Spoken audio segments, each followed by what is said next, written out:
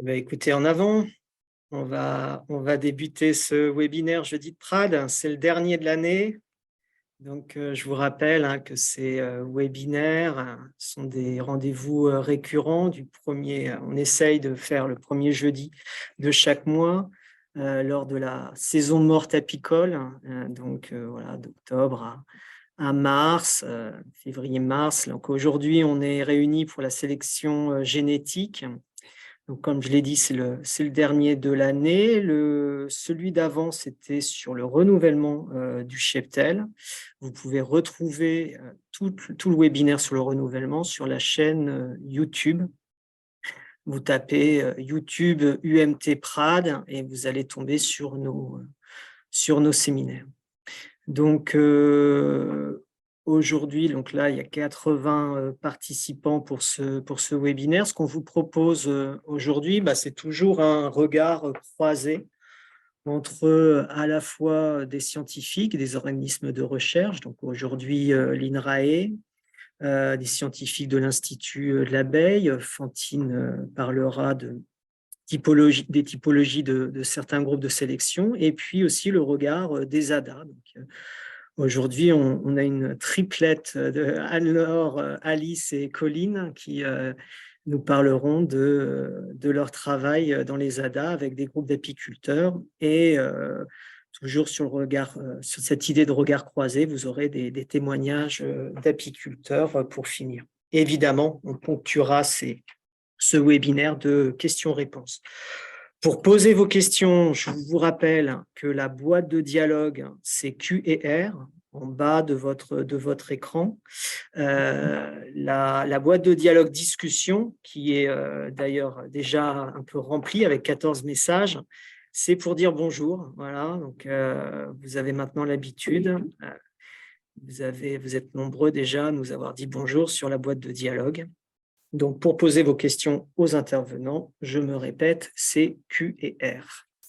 Voilà, donc on y répondra soit par écrit, soit on les reprendra au moment des questions-réponses. Donc, c'est Benjamin Bassot de l'INRAE qui reprendra les questions. Avant cela, donc je passe la parole à Alain. Avant de parler de sélection génétique, on a voulu vous faire un petit bilan sur un élément essentiel avant de faire de la sélection, c'est la caractérisation génétique de nos abeilles. Donc, Alain va nous faire une conférence un peu introductive avant de parler vraiment sélection avec Fantine, avec Anne-Laure, Alice, Colline et les apiculteurs. Alain, j'arrête mon partage et je te laisse partager ton diaporama. Bien, bon, écoute, merci Axel pour cette introduction. Donc, ce que je vais vous raconter, c'est un peu des résultats d'un programme qu'on appelle le SECAPIPOP, qui a débuté fin 2013, début 2014, qui a consisté à estimer la diversité génétique des abeilles en France euh, par séquençage de génome complet. Donc ça, c'est un programme qui a été réalisé, donc effectivement, en collaboration entre l'ITSAP, l'INRA, l'ENTEPRAD maintenant, et avec l'aide des plateformes de séquençage ici à Toulouse et de bioinformatique. Donc, tout d'abord, juste quelques rappels. Bon, vous savez certainement, peut-être même mieux que moi, qui suis récent en abeilles. Il y a plusieurs sous-espèces d'abeilles de par le monde. L'abeille provient plus ou moins, enfin, l'abeille qui nous intéresse, Apis mellifera, les sous-espèces d'Apis mellifera se trouvent en Afrique, en Europe de l'Ouest et du Nord, en Europe de l'Est et en Asie de l'Est. Donc, il y a plusieurs sous-espèces, notamment Mellifera, Apis mellifera en Europe du Nord et de l'Ouest, Iberiensis en Espagne, Sahariensis intermissa en Afrique, et ainsi de suite. Donc, ce qui va nous intéresser particulièrement, en fait, c'est ce qu'on trouve en France. Donc, comme je l'ai dit, à l'origine, la sous-espèce qu'on trouve, c'est Apis mellifera mellifera, dont l'aire de répartition est à peu près… Donc ça, c'est une figure qui est reprise de la thèse de Maïva Techer, qui date d'il y a quelques années maintenant. Et donc, il y a eu, pour des raisons diverses, dont on ne va pas discuter là maintenant, des importations de sous-espèces différentes, Apis mellifera ligustica d'Italie, Apis mellifera carnica de Slovénie, Apis mellifera caucasia de Géorgie, et peut-être d'autres. En tout cas, ça, c'est les 3 sous-espèces à laquelle on s'est intéressé. Et bon, à la frontière entre la France et l'Espagne, il y a les Pyrénées, mais il n'est pas exclu qu'il puisse y avoir des passages de Apis mellifera hyperiensis entre la France et l'Espagne. Donc, en plus de ces sous-espèces décrites, donc il y a un excellent livre par Rüttner qui date de 1988 là-dessus. Ça fait déjà quand même pas loin d'un siècle que de la sélection ou des tentatives de croisement entre des sous-espèces pour réaliser des lignées qu'on va appeler synthétiques ont eu lieu, et notamment la plus connue, donc c'est la lignée Buckfast, qui a été mise en place par le frère Adam, donc au début du XXe siècle, enfin, il y a à peu près un siècle. Donc, j'ai un peu regardé ce que je pouvais trouver là-dessus, et la seule chose que j'ai trouvée dans le livre Beekeeping at the Buckfast Abbey, c'est que les Buckfast viennent d'un croisement entre l'abeille italienne de couleur cuir et la variété ancienne anglaise. Donc, on peut imaginer Apis mellifera mellifera.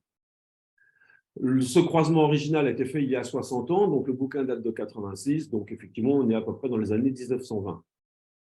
Et alors, par contre, un peu plus loin, il ajoute, de plus, l'abeille italienne de couleur cuir foncé qui était disponible à l'époque est très différente de ce qu'on importe maintenant d'Italie. Donc, ce qu'on peut imaginer, ce n'était pas de la ligustica qu'il avait. C'est à peu près tout ce qu'on a comme information donc, sur cette fameuse Buckfast. Donc, les sous-espèces et des hybrides. Donc, le programme CECAPIPOP donc, a démarré entre une réunion il y a 2013 donc, en Avignon, entre Yves Lecomte, Benjamin Bassot, Jean-Pierre Bidanel, moi-même, et David Bragg est arrivé plus tard pour faire beaucoup des analyses de bioinformatique qui sont en relation avec ce que je vais vous montrer. Donc, le but, c'était donc de caractériser la diversité génomique des abeilles françaises, donc à l'origine Apis mellifera mellifera, et particulièrement regarder les importations d'Italie, du Caucase, dont on a dit que ces sous-espèces sont utilisées pour faire ce qu'on appelle les triples hybrides. Et donc les descriptions des caractéristiques génomiques. Donc la méthode, à l'époque, il n'y avait pas de puce de génotypage disponible. Ce sont des méthodes d'analyse qui sont relativement peu coûteuses, mais il n'existe rien du tout pour l'abeille. Donc il fallait en réaliser. Et pour faire ça, il faut séquencer en premier lieu.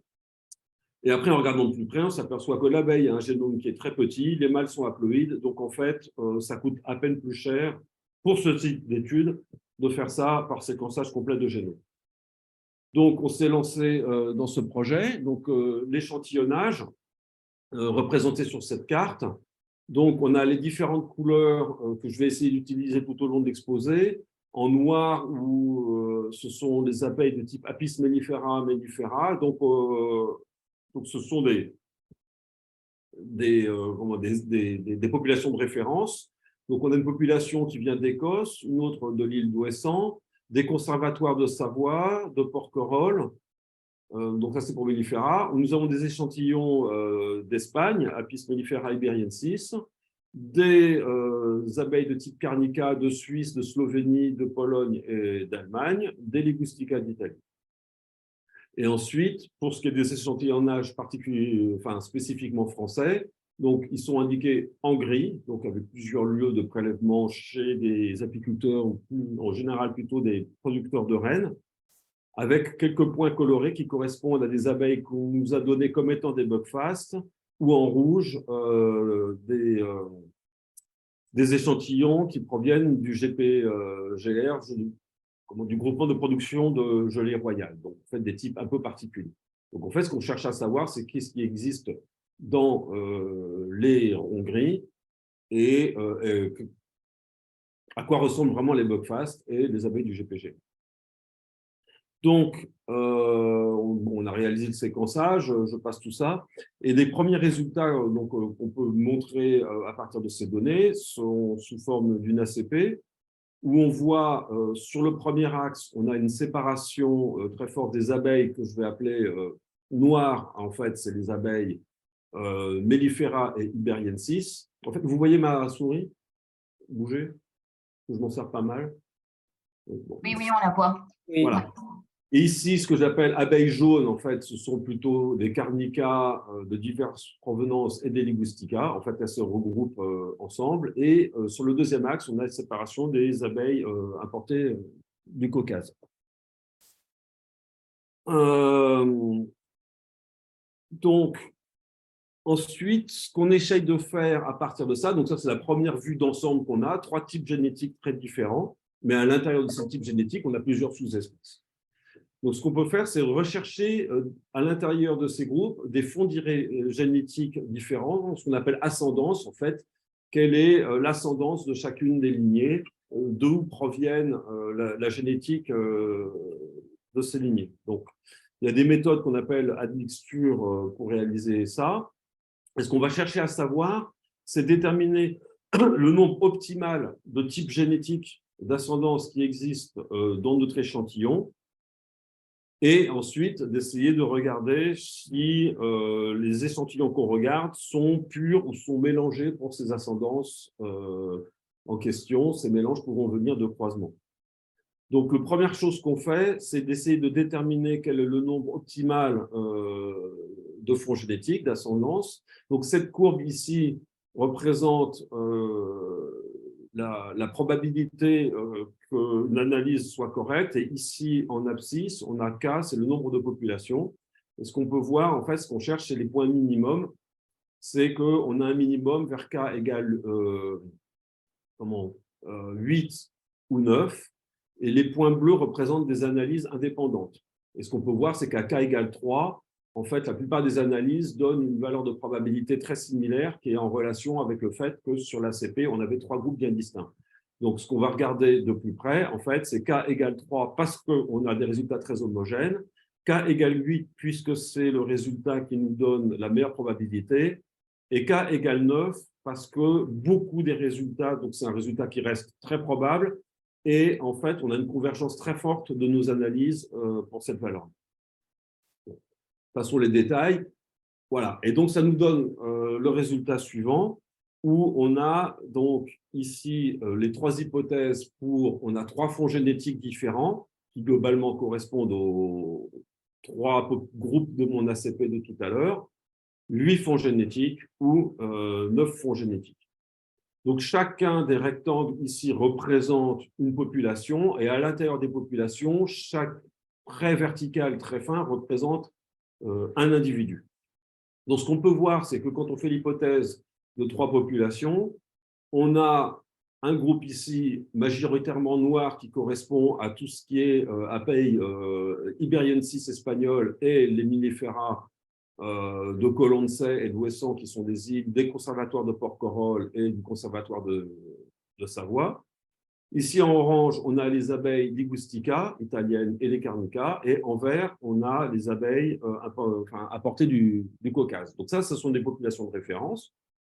Et quand on regarde de manière un peu plus fine, à K égale 8 ou K égale 9, on arrive à séparer ces types génétiques différents, notamment les abeilles de l'île d'Ouessant et de Colonce, qui sont sur des îles, donc qui se différencient des abeilles des conservatoires. L'abeille ici espagnole, on peut voir que dans les conservatoires, on a des mélanges, par exemple, entre des abeilles ici de type Carnica, de type Ligustica. Donc, on arrive à mieux séparer les sous-espèces et à l'intérieur des sous-espèces, des groupes particuliers que l'on voit parce que ils sont sur des îles ou des choses comme ça. Là, ce qu'on pouvait voir ici, ce carré ici correspond aux abeilles du groupement de production de gelée royale, GPGR. Et ce qu'on peut voir, c'est qu'effectivement, quand on fait l'hypothèse de fonds génétiques, 8 ou 9 fonds génétiques, ce fonds se sépare des abeilles jaunes de type C. C'est-à-dire que la méthode permet de les différencier. Donc là encore, c'est probablement dû au fait que l'origine de ces abeilles est de type C, jaune, Ligustica carnica, je ne fais pas d'hypothèse là-dessus. Mais que comme, en fait, c'est une population qui est maintenue à part et qui, bien que étant aux quatre coins de la France, en fait, il y a des échanges entre les producteurs de gelée royale, et donc, du coup, on a une population que s'y différencie. Ici, on a un cas qui nous intéresse beaucoup, c'est la Corse, où on peut voir qu'on a un mélange entre des abeilles italiennes et des abeilles de type française. Et donc, ce mélange est homogène. La proportion de fonds génétiques mellifera et ligustica italien est assez homogène. Et ce qu'on voit apparaître ici, à K égale 9, ici, on a des abeilles qu'on nous a données comme étant des buckfast. On a un fond génétique marron qui apparaît, qui n'est absolument pas dans aucune de nos références et qui pourrait correspondre à des abeilles de type buckfast. Et donc, chez d'autres apiculteurs, on retrouve ce fond génétique marron, bien qu'on ne nous ait pas dit a priori quel type d'abeille on a. Donc, ce qu'on peut voir, par contre, c'est que chez les apiculteurs et les producteurs de rennes, on a des mélanges plus ou moins importants entre des abeilles italiennes, carnoliennes et caucasiennes, ou des abeilles noires mélangées avec des abeilles italiennes. Donc là, bon, c'est un peu difficile à voir sur ce graphe-là. Et donc, en fait, la manière dont on peut le regarder, c'est donc sur l'ACP. Là, ce coup-ci, j'ai gardé mes trois groupes d'abeilles jaunes, d'abeilles noires, donc espagnoles et françaises, et d'abeilles du Caucase. Et j'ai pris quelques exemples. Donc ici, les Corses. Là, donc j'ai repris mon graphe de tout à l'heure, j'ai mis dans l'autre sens. Et donc en rouge, j'ai entouré les populations que je regarde. Et on voit bien que les Corses se retrouvent entre les abeilles jaunes et les abeilles noires, un peu plus du côté des abeilles noires, et que la population est plutôt homogène. On peut regarder ici, là, il s'agit de deux producteurs de rennes du Tarn qui sont entourés ici, dont les points verts correspondent vraisemblablement aux premiers producteurs ici, où on a des abeilles plus proches des abeilles jaunes. Le deuxième producteur, il y a effectivement des abeilles noires, des abeilles jaunes et des mélanges, c'est ce qu'on retrouve ici. Et donc, on voit que dans deux localisations assez proches, dans le même département, on voit des stratégies ou des types génétiques assez différents ou des mélanges ou des hybrides assez différents. Les populations de gelée royale, comme je l'ai dit tout à l'heure, effectivement, quand on fait l'hypothèse de trois populations, elles sont très proches des abeilles que j'appelle jaunes, et on les sépare. D'un point de vue génétique, de distance génétique, ce qu'on regarde ici sur l'ACP, c'est les distances génétiques, elles sont quand même très proches des abeilles carnoliennes ou ligustica. C'est-à-dire qu'on arrive à différencier le fond génétique, mais ce fond génétique reste très proche. Et assez curieusement, j'ai eu quelques échantillons de Chine, mais je ne sais pas si ce sont des abeilles de production de gelée royale ou pas. On voit que ça peut être assez proche, mais en fait, la Chine, c'est plutôt un mélange. C'est le seul endroit où on voit le même fond génétique rouge qu'on retrouve dans les abeilles de gelée royale, mais il y a aussi du type italien et du type carnolien dans l'échantillon que j'ai eu, dont on ne sait pas s'il est à l'origine de quoi que ce soit ici en France. Et les buckfast, pour terminer, donc on voit que les buckfast qui sont repérés ici dans le graphe, donc ça c'est les deux cas où on nous a dit que c'était des abeilles de type buckfast, on voit que les buckfast sont quand même plus proches des abeilles de type jaune, bien que dans le livre du frère Adam, il y a marqué que c'est un mélange entre des abeilles italiennes mais plutôt foncées et des abeilles locales anglaises, donc à savoir, moi j'aurais plutôt tendance à penser Apis mellifera noir. Bon, ce qu'on voit, c'est que s'il existait un fond génétique de type mellifera chez ces abeilles buckfast il y a un siècle, dans les échantillons que j'ai eus, qui ne représentent pas forcément toutes les buckfast du monde, ce fond a disparu. Voilà, donc l'image globale que ça donne est donc la suivante. Ici, donc c'est les points d'échantillonnage que je vous ai montré tout à l'heure. Donc j'ai toujours mes populations de référence qui sont des disques ici, en dehors de la France, et à l'intérieur de la France, on voit ici la gelée royale. Donc en fait, on a des fonds génétiques qui se ressemblent, bien qu'ils proviennent d'endroits différents. Deux populations très différentes dans le Tarn. Dans les Hautes-Pyrénées, par exemple, ici, un conservatoire qui est en train de se mettre en place à l'époque où nous avons fait notre prélèvement. En Corse, les échantillons sont aux 2 tiers Apis mellifera, 1 tiers italienne. Alors, il est à noter que le fonds génétique italien se retrouve beaucoup en Corse, mais par contre, partout ailleurs en France où on a un fonds génétique de type, on va dire, Europe de l'Est, il est plutôt du type Carnica que Linguistica. C'est une grosse différence entre les hybrides corses et les hybrides français par ailleurs. Voilà. Donc, les perspectives, je pense qu'il faudrait approfondir la question des caucasiennes et des buckfast. Un des défauts quand même de notre étude, c'est que le nombre d'échantillons du Caucase que nous avons est quand même assez limité et probablement vient d'une seule région. Enfin, on peut voir qu'il y a une diversité génétique assez faible, ce qui peut fausser un peu nos analyses et surestimer un peu les estimations de fonds génétiques. Là, dans ces graphes avec les barres verticales, il est fort possible qu'on surestime un peu la présence des Caucases, des Caucasiennes à cause de ça. Donc, ce serait intéressant d'avoir un fonds plus large. Après, s'il y a des importations d'autres régions que l'Italie, la Slovénie et le Caucase, il faudrait inclure ça aussi dans les études. Et approfondir peut-être aussi encore la question des buckfast, parce qu'on n'a pas beaucoup d'échantillonnage et je crois que c'est pour la première fois on arrive à probablement identifier ce fonds génétique. Je vous rappelle qu'à k égale 9, on le voit, à k égale 8, on ne le voit pas, et la probabilité que le meilleur résultat soit 8 ou 9 était à peu près équivalente. Donc, c'est vraiment à approfondir. Après, une des utilisations de ces résultats, c'est des déterminations de composition génétique d'une manière générale chez des apiculteurs en tant que service. Donc là, c'est plus de notre ressort, d'un institut de recherche. Je vous ai dit au début que le séquençage était particulièrement peu cher chez les abeilles, ça c'est quand on compare à des vaches, des cochons ou des poules, mais malgré tout, on peut faire des puces de génotypage à un coût nettement plus intéressant, et ça permet aussi d'avoir des résultats de manière beaucoup plus rapide, parce que la production des données de séquençage, elle est longue. Elle n'est peut-être pas beaucoup plus coûteuse que des puces, mais elle est longue, c'est plus long à produire et les analyses sont très très lourdes et elles deviennent d'autant plus lourdes que le nombre d'échantillons augmente. Sans rentrer dans le détail des analyses, c'est difficile d'avoir des résultats en dessous de, en tout cas surtout pour nous, en dessous de 2-3 mois d'analyse. Voilà. Donc ça sera à discuter. Voilà. Quand je lance la pierre à récupérer. Donc, voilà les résultats. Donc, ça, c'est le travail de beaucoup de personnes. J'espère que j'ai oublié personne sur cette diapositive. Donc, l'échantillonnage qui a été mené par Benjamin Bassot et Yves Lecomte. Moi, à l'époque j'ai commencé à travailler sur ce projet. Je travaillais encore sur les volailles. Donc, je travaillais plutôt à 80% sur les volailles, à 20% sur les abeilles. Donc, ils ont vraiment été essentiels dans cet échantillonnage. Et depuis, ils sont allés chercher des échantillonnages chez des collègues un peu partout en Europe et chez des apiculteurs en France.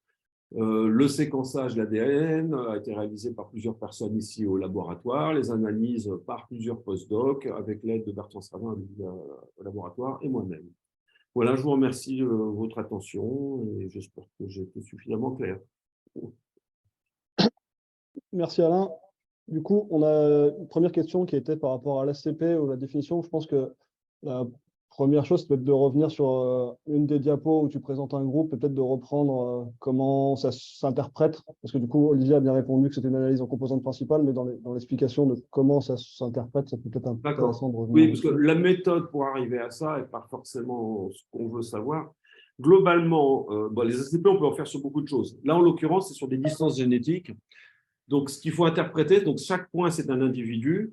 Donc, les couleurs ici sur la diapositive que je vous ai montré, orange, c'est des Carnica, jaune, c'est des Linguistica d'Italie, noir, c'est des Mellifera de conservatoires français de l'île d'Ouessant et d'Écosse, bleu, ce sont des abeilles d'Italie, et en vert, en bas, moi je ne les vois pas, ce sont des caucasiennes. Et donc, en fait, ça représente la distance génétique. D'accord? Donc, le premier axe qui représente… alors, ce qu'il faut voir aussi, normalement, c'est que c'est un rectangle. Le premier axe représente, si je me souviens bien, 13% de la variance. Donc, en fait, c'est la distance génétique pour 13% des variabilités d'échantillons. Le deuxième axe représente, je crois que c'était peu moins, ça devait être 5%, 4-5% de la variance. Voilà, donc en fait, globalement, ce qu'on voit, c'est les distances génétiques entre des échantillons. Et donc, ce qu'on voit, c'est qu'à l'intérieur de sous-espèces, bien entendu, ces distances sont beaucoup plus faibles, puisqu'on a des sous-espèces très proches. Et ce qu'on peut voir, c'est que une carnelienne et une ligustica, c'est très proche, ce qui est logique. Hein, typiquement, le nord de l'Italie et la Slovénie, ça se touche. De la même manière, ici, on a une distance assez faible entre la France, la Mellifera, et les Ibériensis d'Espagne. Il y a la barrière des Pyrénées, mais au cours des siècles, voire des millénaires, d'expansion des populations d'abeilles, il y a forcément eu des échanges. Et donc la Slovénie, comme le Caucase, c'est beaucoup plus loin, donc on a aussi une distance plus éloignée. Et donc du coup, ici, dans le cas des Corses, ils sont un mélange entre des abeilles noires et des abeilles jaunes. On voit que la proportion de jaunes est plus faible que la proportion de noirs, et on retrouve bien une distance génétique qui nous indique une proximité un peu plus grande avec les noirs et un peu plus élevée avec les jaunes. Voilà. Donc l'ACP nous donne une distance génétique, mais elle ne dit pas pourquoi on voit ça. On a besoin de l'autre graphe pour comprendre que la raison pour laquelle l'écorce se retrouve entre les noirs et les jaunes, c'est parce qu'il y a un mélange entre les deux. Voilà. Ouais. Du coup, Alain, tu as aussi deux questions par rapport au conservatoire. Et alors, on peut les recouper. D'abord sur le fait que, a priori, il n'y a que Porquerolles qui a l'air d'avoir une IP en abeille noire. Je pense que ce n'est pas forcément le cas. Enfin, la référence était même plutôt Ouessant que Porquerolles. Mais du coup, peut-être compléter ma réponse. Et après, il y a Alexis Beaurepaire qui demande aussi si certains conservatoires sont pollués par plusieurs types, comme celui de Savoie. Alors, les Savoie, tu as un peu répondu déjà par rapport au fait qu'il y ait la présence plus ou moins proche d'autres types génétiques, pas si loin, mais il suppose aussi la présence de ruchers férales sauvages. Donc, si tu peux... alors moi, je ne saurais pas dire, je ne suis pas allé sur le terrain, surtout à l'époque. J'aimerais bien pouvoir le faire un peu plus, mais voilà. Il faut voir que le programme a démarré en 2013-14 et on a réussi à publier les résultats en septembre dernier. Donc, ça a été un peu long comme analyse quand même. Sur la question des conservatoires, alors oui, Ouessant et Colonces, ce sont deux îles, donc typiquement ici Ouessant. Effectivement, c'est pur, fatalement. Ce sont des abeilles de type mellifera qui ont été prises en Bretagne et mises dans les années 80, et il y a interdiction d'importation pour des raisons sanitaires, et donc d'un point de vue génétique, voilà, il n'y a pas de pollution génétique. Porquerolles, si je me souviens bien, mais en fait tu connais ça mieux que moi, Benjamin, les abeilles sont triées sur leur phénotype avant d'être mises dans le conservatoire, donc il y a un tri phénotypique.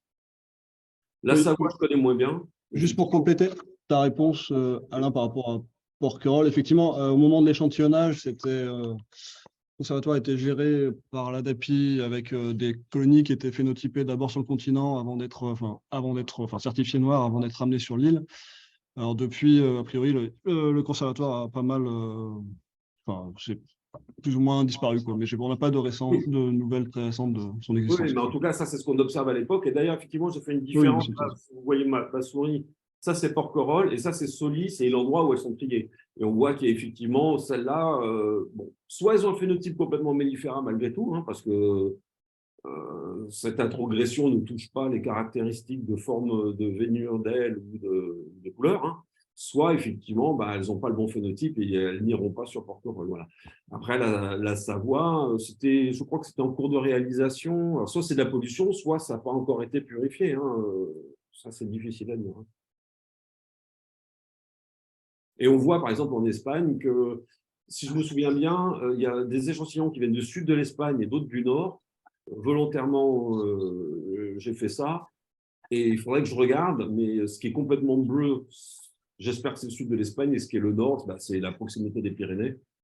Et à l'inverse, chez certains apiculteurs des Pyrénées, on retrouve un fond génétique espagnol qu'on voit ici. Voilà. Juste en fait, Alexis qui précisait sa question sur le fait que il parlait bien de colonies férales sauvages qui auraient recolonisé des habitats sauvages, pas de colonies qui seraient dans des ruchers proches. Oui. Ça aurait pu impacter les conservatoires, enfin la pureté des conservatoires. Ouais, c'est difficile parce qu'après on ne connaît pas l'origine de ces colonies férales. Est-ce que ce sont, est-ce que ce sont des mellifera ou est-ce que ce sont des linguistica? Il faudrait les caractériser elles-mêmes, en fait, pour pouvoir savoir. Parce que si ce sont des férales de type mellifera, ce n'est pas un problème. Si ce sont des férales de type linguistica, ça pourrait l'être. Et après, on se pose toujours la question, on peut faire des croisements entre sous-espèces. Moi, une question que je me pose, après, peut-être que la réponse existe. En tout cas, moi, je ne suis pas suffisamment féru en abeille pour le dire. C'est est-ce que si on met des mellifera et des linguistica ensemble, et si elles ont le choix, est-ce qu'elles vont favoriser la propre sous-espèce ou pas? Et est-ce que le croisement, c'est par défaut? Voilà, ça, ce seraient des études qui seraient intéressantes de réaliser, hein. Déjà, mieux caractériser les férales et puis savoir qu'est-ce qui se passe en réalité quand deux sous-espèces se rencontrent. Parce qu'après tout, l'Italie et la France, ce n'est pas si éloigné que ça. Le long de la côte méditerranéenne, on aurait pu s'imaginer qu'il y ait quand même plus de mélanges que ça. Or, les types, quand vous regardez sur l'ACP, les types jaunes et les types noirs, la distance génétique est énorme. Le mélange, on le trouve en Corse. Alors, pourquoi, comment, ça, je ne sais pas. Est-ce qu'il y a eu des importations à une époque? Voilà. Géographiquement, c'est plus proche de l'Italie. Je ne sais pas. Merci. Merci Alain. Il y avait une question aussi par rapport au prix. Du coup, tu en as un petit peu parlé tout à l'heure en disant que les prix baissaient, mais est-ce que tu as une idée du prix de la séquence? Est-ce que tu peux donner un ordre de grandeur du prix d'une séquence? Du prix d'une séquence? Alors, à l'époque du début du projet, c'était quand même dans les 200 €. Mais une puce de génotypage, le prix le plus bas était 80. Donc, effectivement, pour le double du prix, sachant qu'on avait besoin de séquencer au départ, voilà, donc c'était plus intéressant. Actuellement, on doit être, mais au laboratoire. Donc, en fait, c'est un prestataire, ça ne sera peut-être pas forcément la même chose, c'est quand même de l'ordre de 120, 130 €. Les puces, on arrive maintenant à des prix qui sont nettement plus faibles, avec une résolution beaucoup plus faible. Mais si la question est de connaître, par exemple, si on peut, pour séparer les trois fonds génétiques, noir, jaune et caucasien, par exemple, ça peut fonctionner pour beaucoup. On reste quand même à plus de 100 €, à 120, 130, je dirais. Et surtout, un temps d'analyse beaucoup plus lent et beaucoup plus lourd, en tout cas de la manière dont on est organisé, Du coup, et qui n'est pas comptable. tu as parlé aussi des puces, de génotypage, l'ordre de grandeur. De mémoire, sur des projets recherche, on arrive à des prix de l'ordre de quelques dizaines d'euros. Je ne sais plus si c'est 20, 30, 40 ou quelque chose comme ça. On a un projet en cours, mais les débuts, ils ont fait il y a longtemps, donc je me souviens plus. Faut voir, enfin, donc nous, c'est des prix recherche, hein, c'est fait dans des laboratoires INRA.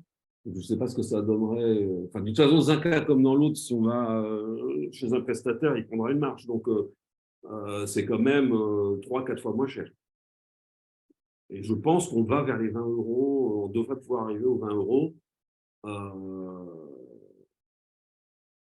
en choisissant bien les marqueurs. Voilà. Ok, merci. Merci Alain. Du coup, je pense que s'il n'y a pas eu d'autres questions sur le chat par rapport à ta présentation, on va pouvoir passer à la suite. Et du coup, plus la partie fonctionnement des groupes de sélection. Alors, il va y avoir différents volets avec la diversité des fonctionnements des collectifs avec Fantine. Ensuite, il y aura Olivia Eck qui vous parlera plus des motivations des apiculteurs pour intégrer les groupes de sélection. Et après, bon, vous aurez 3 super exemples d'ADA qui vous seront présentés. Voilà. Donc, je laisse la parole à Fantine. Ok, bonjour. Alors, je vais vous parler de la diversité des fonctionnements des collectifs de sélection. Je vais vous présenter tout simplement la méthode que je propose pour classer les collectifs de sélection. Ensuite, je présenterai plusieurs fonctionnements plus ou moins détaillés, puis je vous parlerai des perspectives de ces travaux. Alors, avant de rentrer dans le vif du sujet, reprenons un peu les différentes grandes étapes d'une démarche de sélection. Donc, quand on fait de la sélection, on commence par définir des objectifs de sélection. On choisit des critères à évaluer pour y parvenir. Puis, il y a une étape de recueil d'informations. Donc, sur les colonies impliquées dans le programme de sélection, on va regarder leur performance. Puis, on va avoir une étape d'évaluation génétique de ces colonies qui sont candidates à la sélection. Donc, ça, c'est l'analyse des données. On va faire en quelque sorte un classement des reproducteurs les plus pertinents et des moins pertinents. On choisit ensuite donc, les reproducteurs les plus pertinents dans le cadre de la démarche de sélection et on fait un plan d'appariement. Ensuite, on diffuse les descendants et puis on regarde si les performances des descendants correspondent bien aux objectifs qu'on s'était fixés et on peut aussi réévaluer ces objectifs si besoin. Donc, on voit que ces nombreuses étapes, elles sont assez contraignantes, en plus d'une saison apicole qui peut déjà être plutôt bien chargée. Donc, beaucoup de personnes qui souhaitent mettre en place d'une démarche de sélection préfèrent le faire en collectif pour partager un peu ces différentes tâches. Donc, je vous présente maintenant une définition de ce que peut être un collectif de sélection, puisqu'en fait, la frontière est assez floue entre une démarche portée collectivement et une démarche individuelle. Donc, un groupe de sélection, ça pourrait être un groupe portant une démarche de sélection pour laquelle au moins une étape du plan de sélection est déterminée par plusieurs personnes et dont les membres ont au moins une partie de leur cheptel génétiquement connectée à ceux des autres membres. Donc, c'est une définition qui pourrait être discutée si vous le souhaitez après. Donc, en ayant en tête ce que je pensais être des collectifs de sélection, l'étape d'après a été d'aller rencontrer ces groupes de sélection pour les caractériser et regarder comment ils fonctionnent, tant sur le plan technique que sur le plan organisationnel. Donc, dans le cadre de ces enquêtes principalement menées au printemps dernier, j'ai pu discuter avec une trentaine à 40 personnes dans le cadre de ces enquêtes et j'ai identifié une trentaine de groupes en fonctionnement ou en cours de création. L'objectif derrière ces enquêtes, c'est par la suite de concevoir une mallette de sélection collective qui est un outil d'accompagnement que je vous présenterai un petit peu plus à la fin. Avec toutes ces informations collectées, à la suite des différentes discussions avec tous les groupes, il a fallu essayer de comprendre comment est-ce que certains groupes pouvaient se ressembler et d'autres pouvaient ne pas se ressembler, quels étaient les critères qui les rassemblent ou les diffèrent. Et donc, les 3 critères que j'ai choisis pour classer les fonctionnements des collectifs de sélection, c'est l'implication plus ou moins importante des membres du groupe, les objectifs de sélection, s'ils sont communs à l'ensemble du groupe ou non, et le plan de sélection, s'il est à l'échelle du groupe ou à échelle individuelle pour chacun des membres. Et pourquoi classer ces groupes de sélection? C'est une question qu'on se pose avant de vous présenter les différents groupes. C'est tout simplement pour comprendre si ces différents fonctionnements répondent à différents besoins. Donc, je commence en vous présentant la typologie. Donc, le premier fonctionnement que je vous présente, je l'ai appelé groupe de sélection, mais je n'ai pas réussi vraiment à trouver des noms peut-être très pertinents pour chacune des classes. Et donc, le premier fonctionnement, c'est un fonctionnement d'un groupe qui est assez nombreux, de personnes qui communiquent plutôt beaucoup entre elles, formé de personnes au profil proche, plutôt des professionnels qui ont la capacité d'absorber les contraintes d'une démarche de sélection et qui sont liés par l'envie d'un progrès génétique. Donc, ces personnes ont un objectif de sélection commun et mettent en place un plan de sélection commun à l'échelle du groupe. Donc, il y a beaucoup d'étapes qui se font dans ce cadre de cette démarche et donc, certains groupes choisissent de se répartir les rôles avec certains membres du groupe qui vont mener les étapes de testage. Donc, ça peut être par exemple un pré-testage si le plan de sélection du groupe en comprend un, le testage des filles s'ils font du testage sur descendance, par exemple. Donc, c'est l'application de protocoles rigoureux et la gestion d'un rucher avec des contraintes. Et d'autres membres du groupe qui ont un rôle plutôt de multiplication et qui vont envoyer donc les rênes aux différents testeurs du groupe.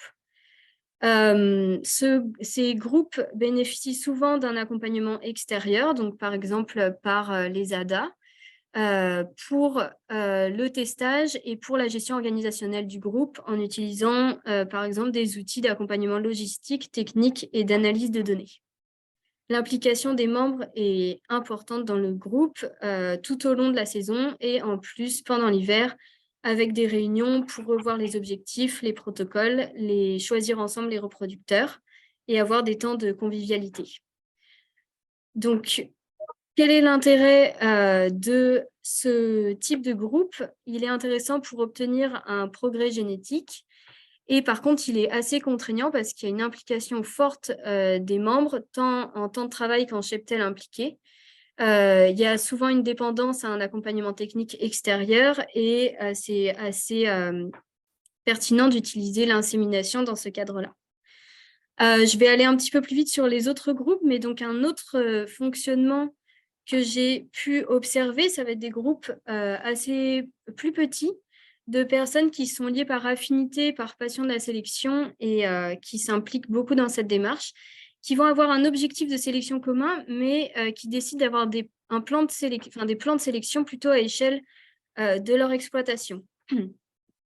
Ils vont donc chacun de leur côté réaliser le testage selon des protocoles individuels et se charger chacun de la multiplication, mais avoir des étapes...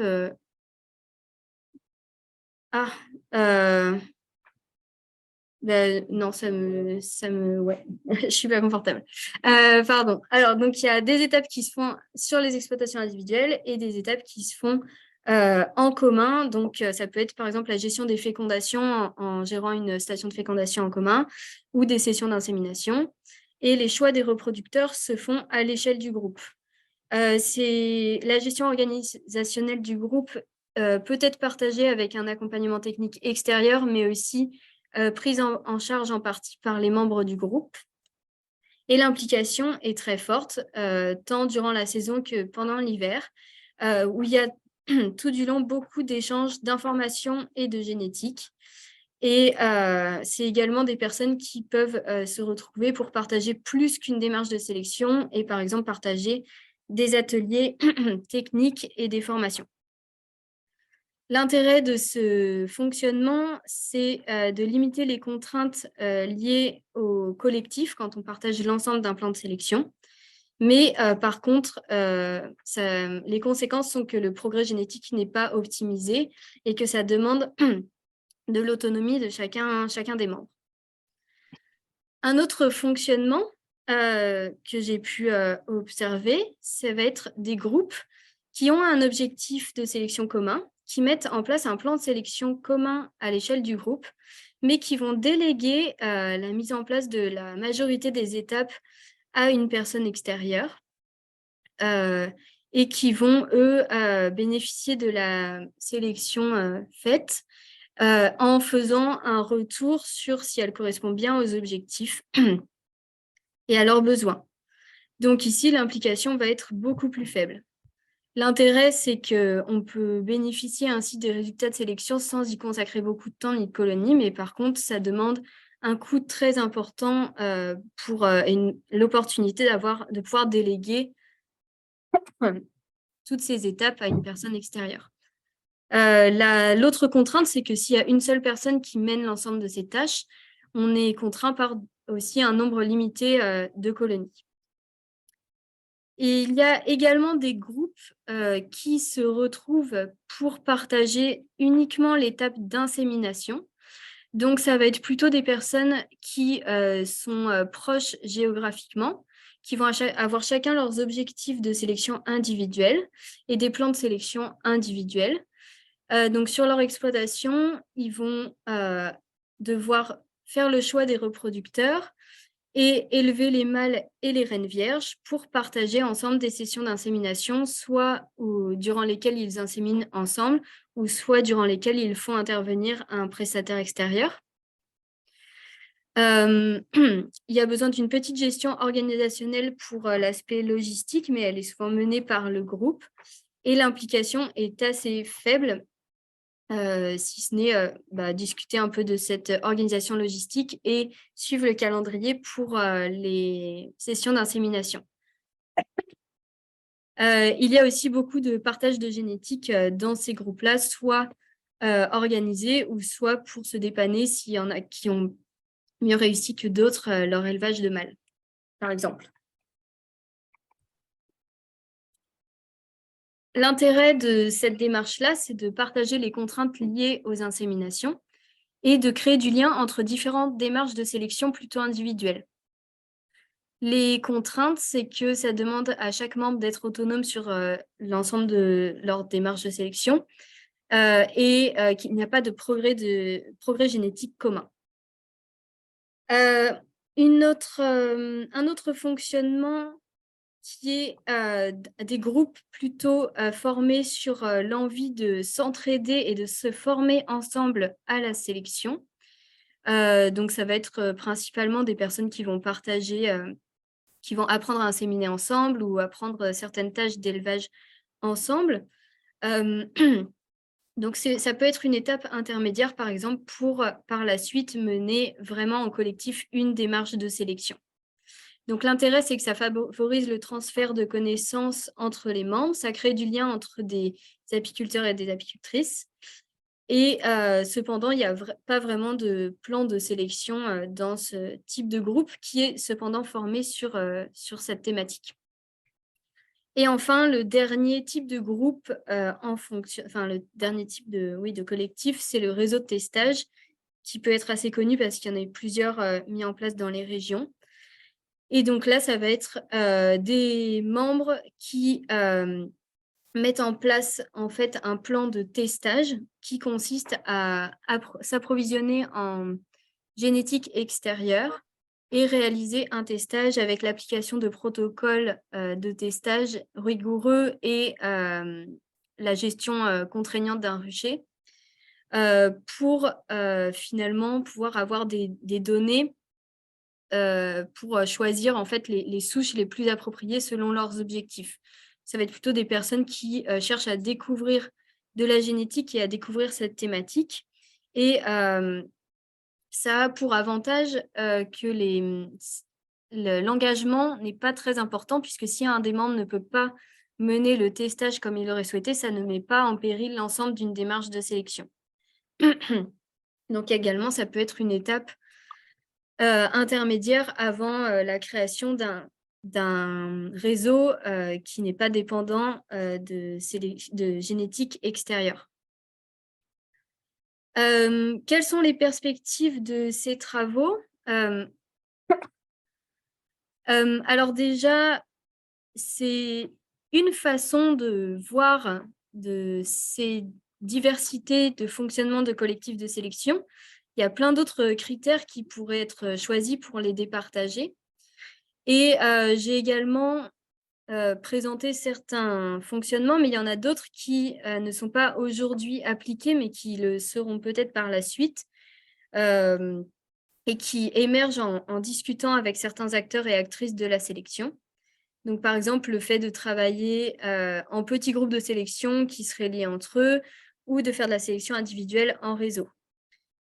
À la suite de ces travaux, il reste encore à poursuivre les enquêtes. Il y a certains groupes qui n'ont pas encore été enquêtés ou d'autres qui l'ont été partiellement afin de consolider toutes ces informations et un temps de réflexion collective et de validation de ces modèles avec les personnes enquêtées. Donc, ça n'a pas encore été totalement fait. À l'issue de tout cela, la mallette sélection collective sera construite en compilant différents outils pour pour accompagner les collectifs de sélection qui se mettent en place pour se poser les bonnes questions, pour accompagner les collectifs de sélection aujourd'hui en fonctionnement qui souhaiteraient avoir une visibilité sur d'autres choses qui pourraient être mises en place, ou pour accompagner les personnes qui souhaitent joindre un collectif de sélection. Donc ça, c'est un projet qui est mené par le réseau ADA-ITSAP, donc avec les collègues des ADA qui travaillent sur cette thématique. Donc, je vous remercie pour votre attention. Je remercie tous les apiculteurs et apicultrices, animateurs et animatrices qui ont participé à cette enquête. Je remercie les salariés du réseau avec qui j'ai le plaisir de travailler pour cette mallette de sélection collective. Et j'aurai plaisir à répondre à vos questions si vous en avez. Merci beaucoup.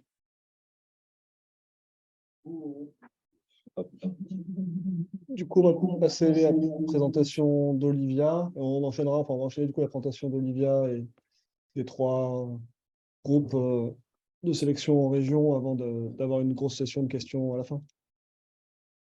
Voilà, du coup, Olivia, je te laisse partager ton écran, mettre ton micro. Ok, ça marche. Donc voilà, Olivia Eck. Je suis une étudiante Master 2 en agroécologie à AgroParisTech. Et donc, pour mon stage de fin d'études, j'ai travaillé sur un projet INRAE, donc, qui s'appelle Before Bio. Et donc, je vais vous présenter un peu sur ce projet aujourd'hui.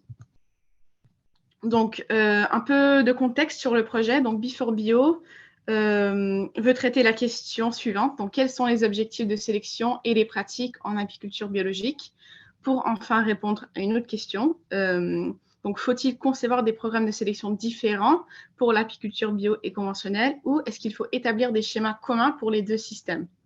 Et donc, j'ai contribué à la phase exploratoire du projet pour identifier les objectifs de sélection, pour décrire les similarités et les différences des gestions en bio et conventionnel et pour répondre à la question pourquoi sélectionner en collectif. Et donc, nous, on va traiter plutôt la dernière question de sélection en collectif.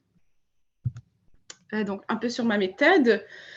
Donc, j'ai effectué 20 entretiens semi-directifs dans des groupes de sélection, donc 3 groupes ADA, donc ADAPI, ADANA, ADA Occitanie, et dans un groupe de sélection Agribio Ardèche. Et donc, à droite, on voit la carte de la répartition des apiculteurs enquêtés. Donc, avant de vous parler plus spécifiquement sur la partie sélection en collectif, je voulais donner quelques points plus généraux sur l'étude et sur ce qu'on a trouvé à partir des entretiens. Donc, d'abord, j'ai identifié les 5 critères les plus importants selon les 2 groupes de production donc bio-conventionnelle, qui sont les suivants. Donc, autonomie alimentaire, productivité, moins de maladies, moins d'essaimage et moins d'agressivité. Donc, bien sûr, on a trouvé des pratiques distinctes et diverses entre les apiculteurs de chaque groupe de sélection, mais aussi entre chaque méthode de production. Donc, chaque apiculteur a sa propre façon de gérer ses abeilles. Mais on a trouvé souvent des objectifs de sélection qui se rapprochaient entre les 2 groupes, mais avec des hiérarchisations variables. Donc, chaque apiculteur peut privilégier des caractéristiques différentes.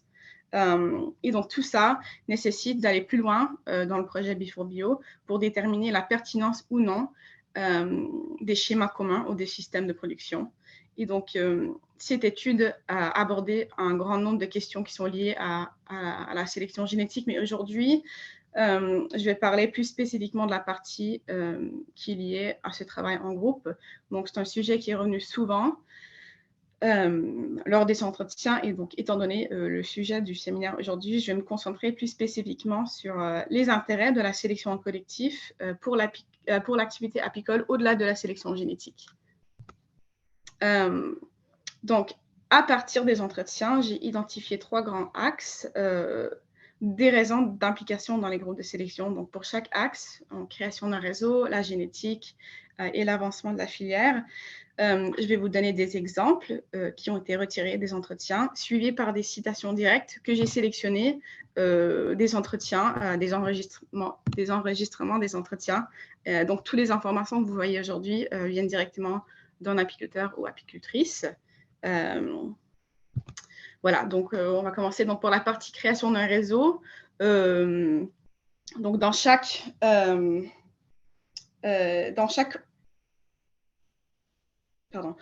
entretien, on a demandé la question quel est l'intérêt pour vous de faire partie du groupe de sélection? Et donc, voici des exemples. Donc, pour comparer et avoir d'autres points de vue, par exemple, pour faire un travail qui seul ne serait pas possible, pour pouvoir réfléchir et échanger en groupe sur des pratiques, méthodes, informations, pour ne pas être isolé, pour apprendre de personnes plus expérimentées, pour être motivé par des jeunes, pour avoir accès à un groupe avec de l'encadrement qui permet d'avoir un regard scientifique sur des questions de sélection génétique ou même plus générale, et aussi simplement pour le plaisir de participer à quelque chose de dynamique en collectif. Et donc, voici quelques citations qui étaient les plus intéressantes pour montrer chaque axe. Donc, je vais vous les lire. Donc, d'abord, chaque citation vient d'une personne différente. Donc voilà, pour commencer, l'évolution de taux de production n'est pas que liée à la sélection de l'abeille. C'est le fait d'avoir une pratique exigeante ensemble, le fait d'échanger des informations, des pratiques, des astuces, des coups de main qui fait qu'on produit plus.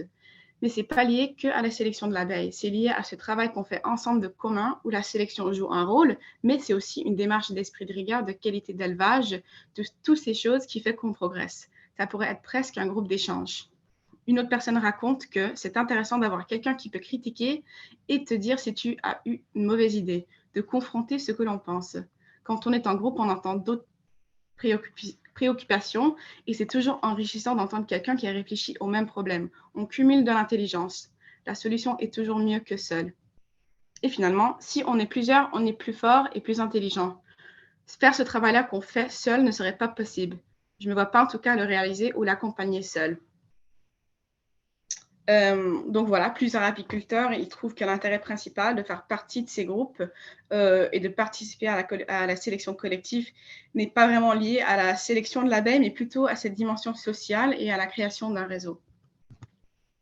Donc après, on a la partie génétique, donc des raisons vraiment liées à la génétique, donc pour pouvoir choisir les caractéristiques qui seront sélectionnées, donc autonomie génétique, ne pas avoir à acheter des rennes auprès d'autres éleveurs, pour avoir accès à une meilleure génétique, meilleure qualité de génétique, pour améliorer la génétique, pour avoir des abeilles qui sont adaptées à l'environnement et pour avoir une meilleure visibilité sur la génétique. Donc, voici les citations pour cette partie. Donc, un apiculteur raconte que pour l'instant, je dépends des critères de sélection d'un sélectionneur sur lequel je n'ai aucun moyen de discuter avec. Il ne va pas prendre en compte mes demandes dans son schéma de sélection. Une autre personne dit que arriver à produire de la souche, c'est le plus intéressant. C'est un projet sur le long terme et si on arrive à produire de la souche locale, pourquoi pas? Une personne dit simplement que l'intérêt, c'est d'avoir accès à une super génétique. Et finalement, on recherche aussi un peu l'autonomie dans la génétique, c'est-à-dire on ne veut pas travailler que sur notre génétique, absolument pas, mais on ne veut pas toujours devoir acheter des souches au Danemark ou en Hollande. Donc voilà, des raisons qui sont liées plutôt à la génétique, l'autonomie, qualité, etc. Et finalement, la partie avancement de la filière. Donc, les apiculteurs veulent participer pour faire avancer la recherche, faire partie d'un collectif qui tire vers le haut l'apiculture et pour partager une aire génétique avec des apiculteurs sur plusieurs territoires. Donc, une personne raconte que l'intérêt, c'est d'arriver à faire émerger une vraie génétique qu'on puisse partager avec nos collègues partout. Une autre personne dit qu'au début, on a mis en commun les génétiques de tout le monde. Donc, un intérêt, c'est d'avoir accès à une meilleure génétique, mais aussi de faire partie d'un groupe qui travaille ensemble et qui fait avancer la filière. Et finalement, pour partager la génétique, comme les mâles font plus de 14 km à la ronde de vol, je pollue mes voisins et comme ça, ils auront une bonne génétique d'abeilles. Et donc, pour finir avec un schéma, je vais vous montrer un schéma de... Donc, c'est la fréquence des citations pour des raisons d'application dans le groupe. Donc, en bleu, on a la partie création d'un réseau. En jaune, la partie génétique et en vert, la partie avancement de la filière. Donc, ce qui est intéressant dans ce schéma, c'est que quand on parle avec des membres de groupes de sélection, on s'attend à ce que la raison pour laquelle ils rejoignent les groupes soit plutôt liée à l'accès à une meilleure génétique. Mais c'est intéressant parce qu'on voit que 17 sur 20 apiculteurs trouvent qu'un intérêt principal des groupes est en fait plutôt lié à la possibilité de participer pour pouvoir échanger des connaissances. Donc, on voit à partir de toutes ces informations obtenues dans les entretiens que cette dimension sociale est aussi une partie très, très importante dans la sélection, dans la participation au groupe de sélection, et que bien sûr, le fait de travailler sur des objectifs communs et de travailler avec des collègues sur des questions qui sont liées à la génétique est la raison principale de l'existence des groupes, mais qu'on ne peut pas négliger le fait que ce travail sur la sélection génétique rassemble les apiculteurs d'une manière qui les aide réellement dans la production, autrement que par l'amélioration des abeilles. Et donc, le fait de faire partie d'un réseau d'échange peut être aussi important que de le faire pour des raisons génétiques. Eh bien, merci pour l'attention et je tiens aussi à remercier les apiculteurs, apicultrices, animateurs et animatrices avec qui j'ai parlé. Merci beaucoup.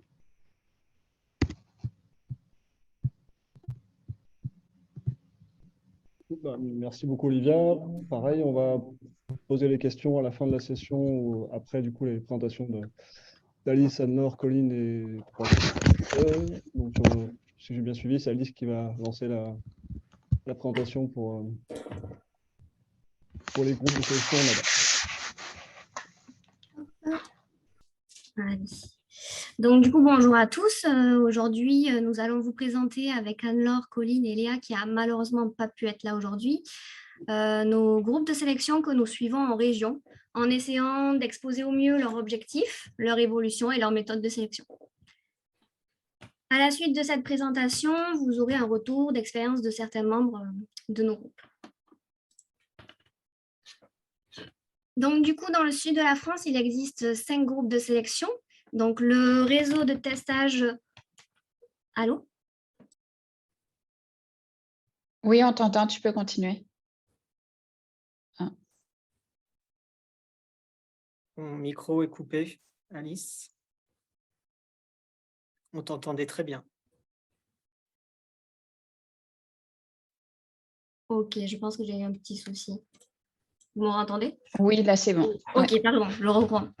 Donc, du coup, comme je vous disais, dans le sud de la France, il existe 5 groupes de sélection suivis par les ADA. Donc, nous avons le réseau de testage et de sélection ADAPI, qui regroupe donc des apiculteurs de Provence depuis 2015. Le CETA Apidoc, qui regroupe des apis de l'Hérault, du Gard et de la Lozère en Occitanie depuis 2016. Le groupe Okapi, qui existe depuis 2017 dans le Tarn. Un groupe de sélection du coup émergent qui se nomme Apirène et qui regroupe du coup des apiculteurs d'Ariège et des Pyrénées-Orientales. Et pour finir, du coup, en Nouvelle-Aquitaine, nous avons le NAPS qui existe du coup depuis 2019.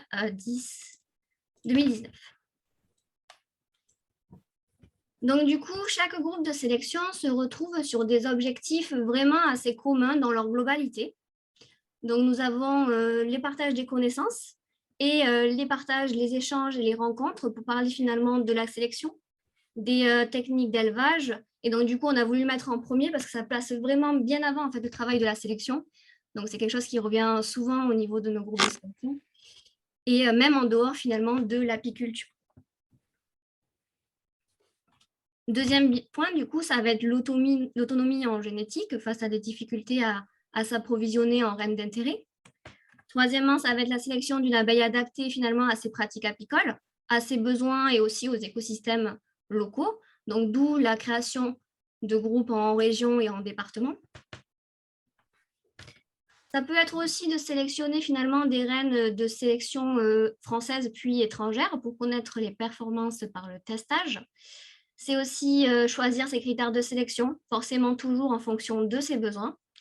Et pour finir, on va toujours revenir sur ce point en fait, de partager et se rencontrer ensemble. Donc, il ne faut pas oublier que finalement, les groupes de sélection qu'on suit en région, c'est des groupes de hommes et de femmes. Donc, c'est un travail collectif pour avoir un regard commun, mais aussi finalement mutualiser le testage, les besoins, pour avoir finalement une sélection beaucoup plus efficace et pertinente. Un dernier objectif qui n'est pas forcément présent sur l'ensemble de nos groupes de sélection qu'on suit en région, ça va être la diffusion de la génétique, donc qui est créée au sein même du groupe, donc via les membres qui composent le groupe et ainsi les liaisons que peuvent avoir du coup les apiculteurs avec les ADA. Donc, du coup, tous ces groupes de sélection qu'on vous présente donc, dans le sud de la France, hein, c'est des groupes qui sont suivis par les ADA. Donc, bien évidemment, il en existe vraiment beaucoup d'autres en France qui ne sont pas du tout suivis par des ADA. Et ils se distinguent par différents statuts. Donc, on peut avoir des groupes comme le NAPS en Nouvelle-Aquitaine, qui, lui, est suivi par l'ADA Nouvelle-Aquitaine, mais qui a créé, du coup, un GI2E, le groupement d'intérêt économique et environnemental. On peut avoir aussi l'exemple du CETA Apidoc, donc en Occitanie, qui ont créé du coup un CETA, donc le Centre d'études techniques et agricoles, qui est aussi lui-même suivi par l'ADA Occitanie. Et puis, on a du coup d'autres exemples comme le groupe Okapi, le groupe API-REN et le réseau ADAPI, qui, eux, n'ont pas de structure juridique propre, mais qui sont quand même suivis par les ADA. Donc finalement, en région, on peut avoir vraiment des tailles et des variétés de groupes vraiment totalement différentes. Nos groupes, du coup, sont entre 3 exploitations et 20 exploitations, donc GAEC compris.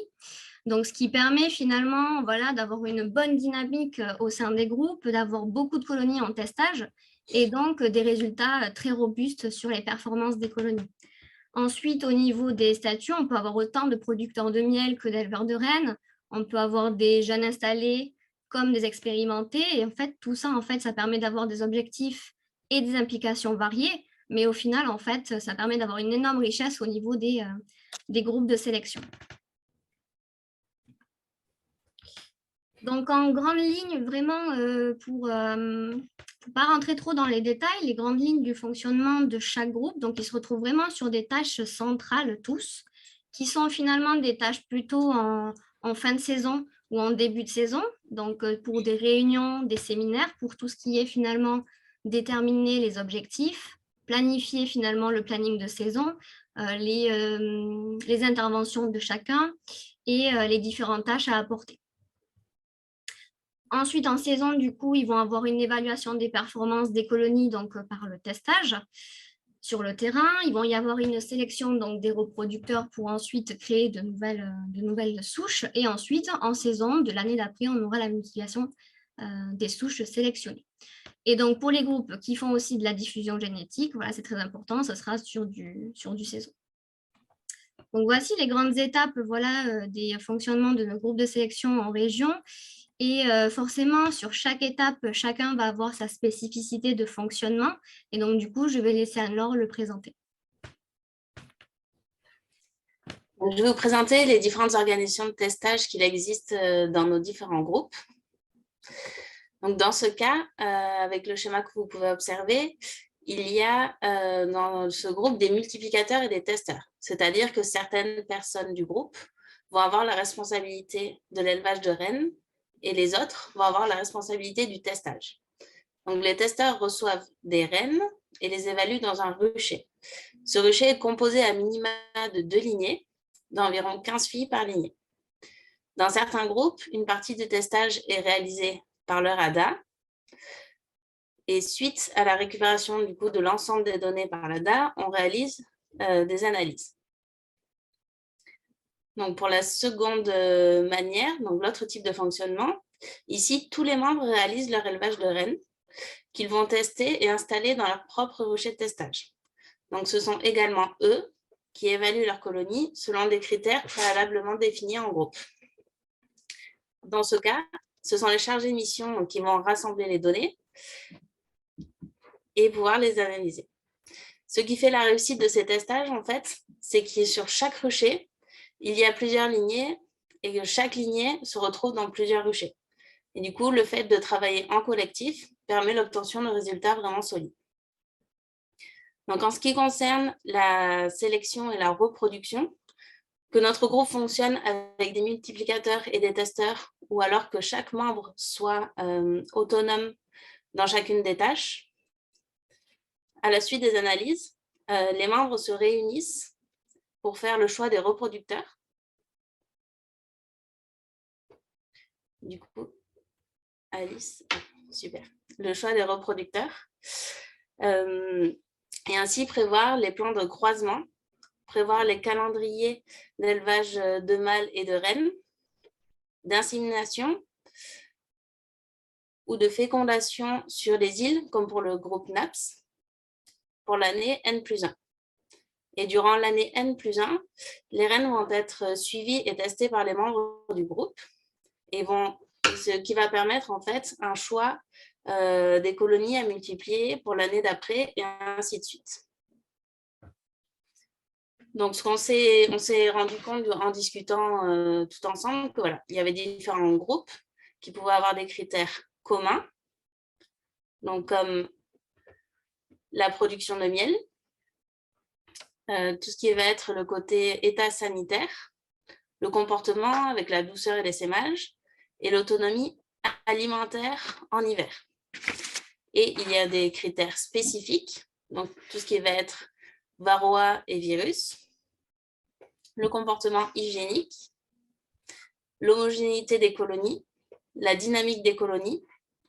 Certains vont également regarder la réponse hivernale, mais aussi l'autonomie alimentaire en saison.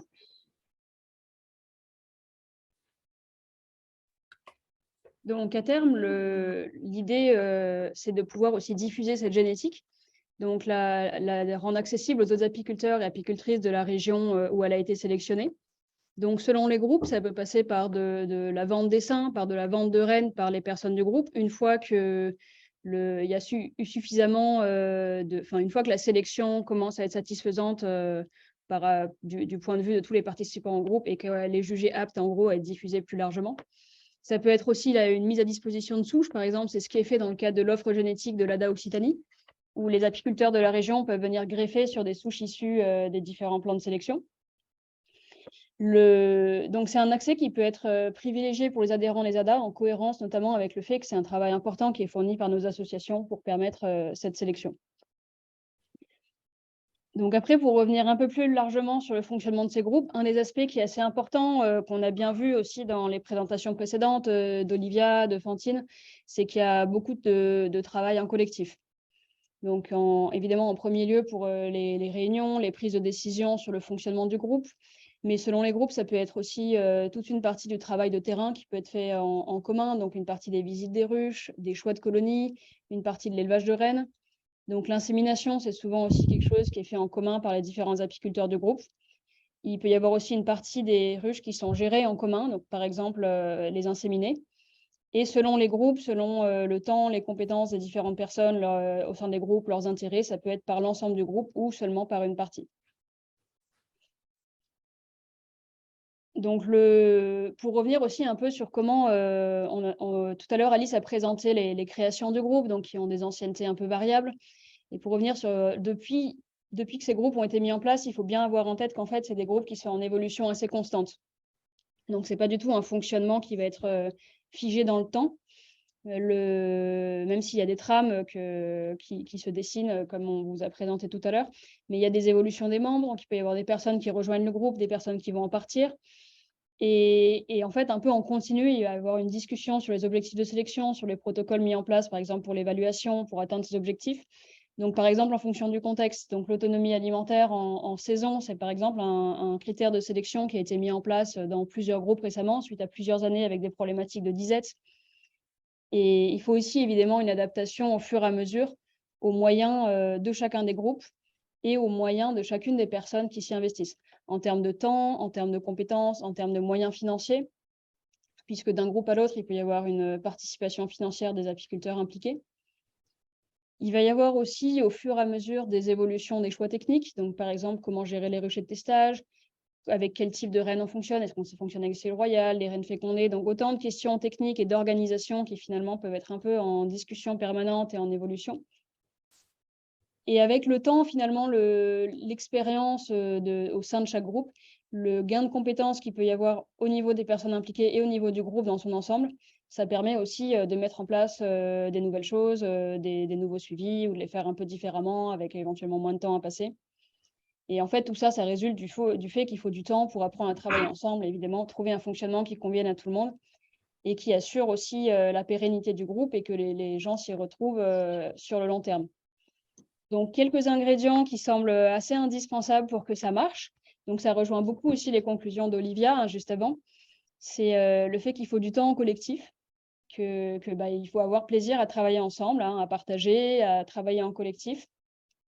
La diversité qu'il peut y avoir aussi des exploitations et des objectifs, des fonctionnements au sein des groupes, ça permet aussi de faciliter le fonctionnement du groupe, puisque par exemple, c'était le cas avec certains groupes avec des multiplicateurs ou des testeurs, avec des personnes qui vont pouvoir réaliser plus que d'autres certaines parties selon leurs affinités, leur temps, etc.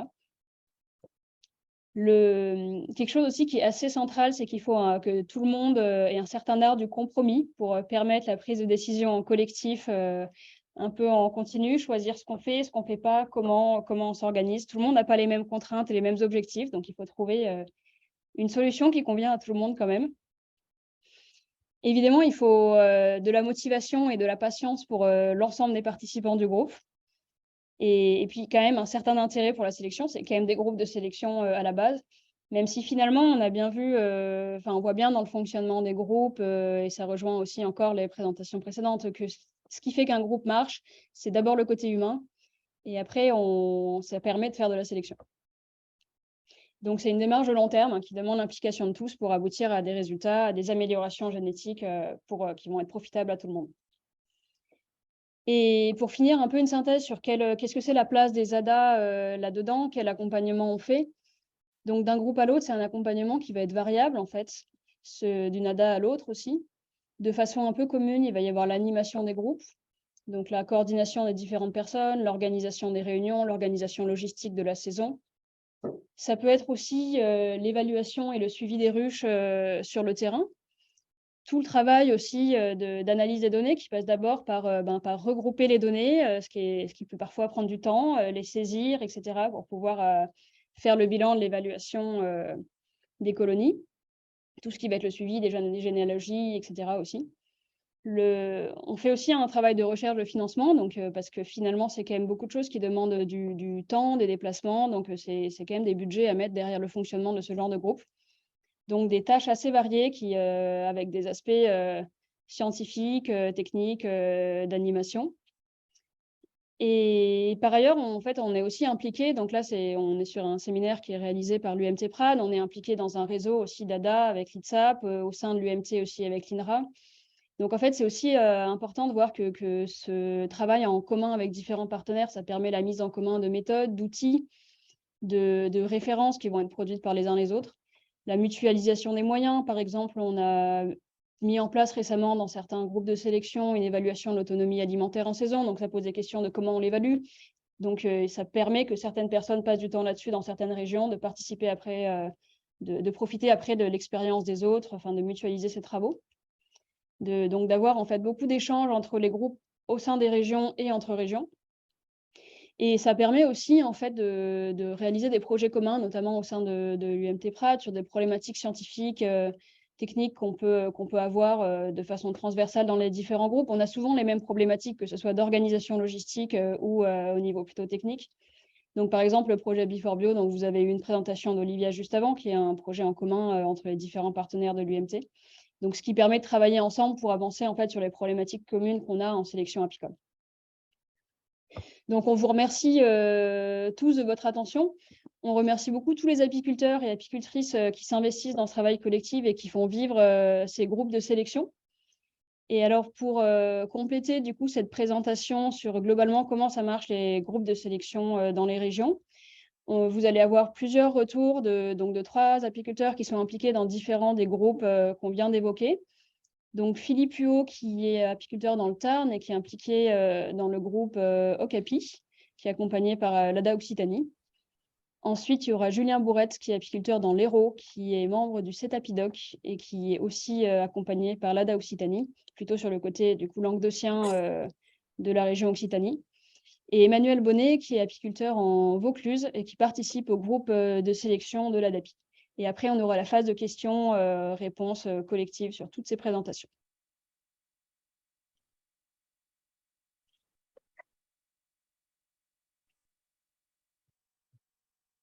Et ben, on vous remercie. Et du coup, Philippe, c'est bon quand... Ok, vous m'entendez? On va peut-être enlever le diapo de notre côté. Donc, bonjour à tous. Donc, voilà, je m'appelle Philippe Huot, donc je suis apiculteur, éleveur, multiplicateur dans le Tarn depuis une quinzaine d'années. Donc, voilà, je vais un peu vous expliquer le cheminement par rapport à la question, notre cheminement par rapport à la question de la sélection. Donc, vous allez pouvoir un petit peu retrouver différents éléments que vous avez entendus sur la typologie des différents groupes de sélection ou sur la façon dont on peut être accompagné par l'ADA. Donc, nous, voilà, on s'est rapidement posé la question quand on s'est installé. Donc, on était dépendant de souches extérieures, souvent même étrangères. Donc là, ça posait un premier problème d'autonomie par rapport à nos souches de multiplication. Voilà, on a essayé de répondre aussi de plus en plus à nos apiculteurs auxquels on vendait des rennes, en fait, d'avoir des rennes plus adaptées au contexte régional, à nos problématiques régionales de territoire. Donc, suite à ça, on a commencé un petit peu à faire un travail d'insémination, mais qui n'était pas vraiment un travail de sélection poussée par rapport à des approches de testage, etc. Donc, on s'est rapidement posé la question de savoir comment mettre en place cette sélection, sachant que on s'est tout de suite posé la question, enfin pour nous le plus gros problème c'était comment intégrer un travail de sélection dans des exploitations apicoles qui sont déjà très denses au niveau travail pendant la saison. Et en fait, tout le dilemme était là. Comment aujourd'hui la sélection, le problème, c'est que c'est pas forcément rentable économiquement, mais ça devient une nécessité. Et tout l'enjeu, c'est de savoir comment on peut l'intégrer au sein des exploitations. Voilà, donc ça a toujours été ce qui nous a animés pour mettre en place la sélection. Donc on a commencé à participer dans les années 2010, 2011 avec l'ADA au projet Sésame, qui était un projet de testage de souches pendant plusieurs années, donc avec une distribution de souches et de testage et de retour. On en a rapidement trouvé les limites parce qu'en fait, les apiculteurs étaient disséminés. Chaque testeur avait des critères qui n'étaient pas forcément les mêmes. Donc, il n'y avait pas forcément de cohérence. Tout le monde ne recherchait pas la même chose. En fin d'année, on capitalisait pas toujours les résultats en faisant des plans de croisement, parce qu'en fait, il y avait des choses tellement hétérogènes que c'était difficile. Donc, il y avait beaucoup d'apiculteurs qui non plus étaient testeurs, qui étaient plutôt, entre guillemets, consommateurs de génétique, mais qui ne retournaient pas toujours les données. Donc, on butait sur beaucoup d'écueils qui faisaient on n'avançait plus beaucoup. Donc, on s'est posé la question avec d'autres apiculteurs, un groupe beaucoup plus resserré. En 2017, on a créé le groupe Okapi avec 4 autres apiculteurs. On est 3 éleveurs et un producteur de miel. Là, si je le précise, c'est que c'est important parce qu'en fait, on est souvent éleveurs, on est souvent intéressé par la sélection, mais il nous manque, même si on est aussi un peu producteur de miel, mais on n'a pas les mêmes approches qu'un producteur de miel qui est beaucoup plus sensible à des questions comme l'essaimage, etc. Donc, on avait besoin de ce retour-là. Donc, voilà, ça a été intéressant pour nous d'intégrer un producteur de miel qui transhumait dans des zones où ça pousse beaucoup pour arriver à travailler toutes ces caractéristiques, tous les caractères de sélection. Alors, quand on a mis en place le groupe Okapi, on a fait tout de suite le choix de ne pas se structurer parce qu'il ne nous semblait pas que c'était la priorité. On ne voulait pas perdre de temps à ça. Mais en fait, ce qui nous importait le plus, c'était comment chacun d'entre nous allait intégrer tout ce travail de sélection sans perturber forcément le quotidien de nos exploitations. C'est-à-dire à la fois pour les producteurs de miel, tout ce qui est lié aux transhumances, etc. Et nous, en tant qu'éleveurs, tout ce qui était lié à la fabrique des essaims, et à la production de rennes. Donc, il fallait qu'on puisse intégrer ce travail de sélection sans perturber le quotidien. C'est-à-dire qu'on trouve des méthodes de travail qui nous permettent de gagner du temps. Donc, on a tout de suite fait le choix de peut-être pas être hyper précis sur le nombre de données recueillies, etc., mais pour aller vite et pour qu'on puisse ne pas être non plus trop dépendant des chargés de mission ADA, etc. Voilà, parce que ça, c'était un choix aussi. C'est qu'on on fait appel à l'ADA uniquement pour des questions d'animation, de traitement de données, mais sur tout ce qui est recueil de données, on voulait être le plus autonome possible. Voilà, donc on a mis à peu près 400 à 500 colonies en testage. Et on a mis plusieurs années à se caler. Aujourd'hui, maintenant, on peut dire que c'est au point, on pèse toutes les mielées, on fait des notations les plus simples possibles. C'est-à-dire qu'on fait une visite de printemps où toutes les colonies sont notées en termes de réserve hivernale et de dynamisme, mais pas plus. Et après, tout ce qui est nourrissement, et notamment autonomie pendant la saison, toutes les questions sanitaires et essaimage ne sont notées que si elles posent problème. Voilà, on ne perd pas du temps à noter tout ce qui sont des non-événements pour gagner le plus de temps possible. Voilà, donc on a mis plusieurs années à caler tout ça. On peut dire qu'aujourd'hui, on y est arrivé. Et en fait, on a assez peu échangé de la génétique. On a mis des rennes en testage dans chacune des exploitations, mais ce n'était pas le but. C'était surtout de pouvoir voir si on était en capacité de mener ce travail de sélection.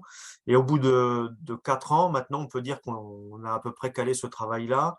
Et on commence juste à pouvoir entrevoir à échanger vraiment de la génétique et à fabriquer des souches communes. Voilà. Donc, on a mis quand même beaucoup de temps à arriver à ça, mais il me semble assez solide et on sait qu'on peut le faire à l'échelle de nos exploitations. Et c'est ça qui nous paraissait très, très important. Un seul peut-être bémol par rapport à la question tout ce qui est sélection varrois.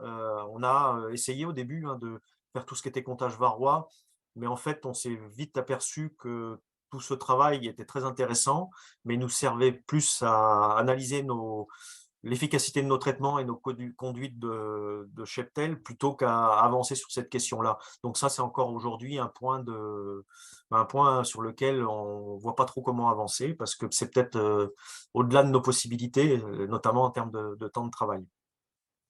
Voilà, donc aujourd'hui, on en est là. Peut-être les projets qu'on a en réserve et qu'on voudrait mettre en place, c'est des ruchers de testage communs en microcolonies. Bon, ça, c'est des choses sur lesquelles on avance pour essayer d'identifier rapidement des souches qui se démarquent. Ça, c'est les projets sur lesquels on aimerait avancer. Voilà, donc ce que je peux dire aussi par rapport, c'est ce qui nous intéresse aujourd'hui sur le groupe de sélection, ce qui nous semble important, nous, c'est de fonctionner en nombre limité, pas forcément des trop grands groupes, et surtout par affinité, surtout par affinité géographique. Ça, c'est important aussi parce qu'il faut se voir régulièrement, pouvoir échanger. On est souvent dans des grandes régions et si on ne se voit pas assez souvent et on n'a pas l'occasion d'échanger, il y a les liens entre les groupes, les membres des groupes se distendent. Ça, c'est très important, notamment pour discuter des objectifs, quoi. Ce qui me semble aussi assez important, et ça, c'est pas toujours facile à faire partager aux apiculteurs à la création des groupes, c'est qu'il faut prendre le temps de ne pas aller trop vite. Hein, on a toujours tendance à vouloir parler aller assez vite au niveau sélection, mais le plus dur à construire, c'est le réseau humain. Et ça prend du temps et il faut être vraiment patient. Je crois que ça a été dit dans les interventions précédentes. En fait, ce qui est aussi très important, c'est qu'il est important de tester la faisabilité de la sélection au sein de chaque exploitation. Parce que c'est vrai que souvent, quand on fait des réunions l'hiver, on est un peu tout feu, tout flamme. On a envie de faire plein de choses et puis finalement, on s'aperçoit que dans le feu de l'action, l'été, il y a plein de choses qu'on n'arrive pas à faire parce qu'on n'a pas le temps. Et ça, c'est souvent assez démobilisant et on perd du monde à cause de ça. Donc, il faut souvent être assez humble par rapport aux objectifs qu'on se fixe, quoi. Et puis, ce qui me semble aussi important, et ça, c'est notre point de vue, c'est on a besoin d'accompagnement technique, mais il faut essayer le plus rapidement possible de viser l'autonomie en termes de sélection dans les groupes, parce que de toujours s'appuyer en permanence sur l'ADA, on est tributaire des chargés de mission. Souvent, il y a beaucoup de choses qui reposent sur eux.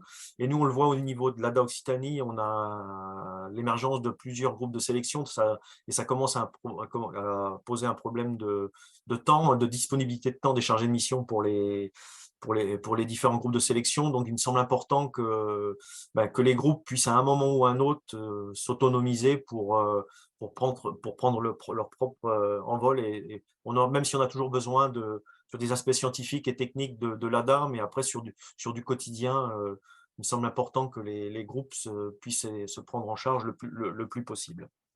Voilà ce que je voulais dire par rapport à notre groupe de sélection et à notre expérience. Voilà, merci. Merci Philippe. On va laisser Julien du coup prendre la suite pour un retour sur le groupe CETAPIDOC en Languedoc. Est-ce que vous m'entendez? Bonjour.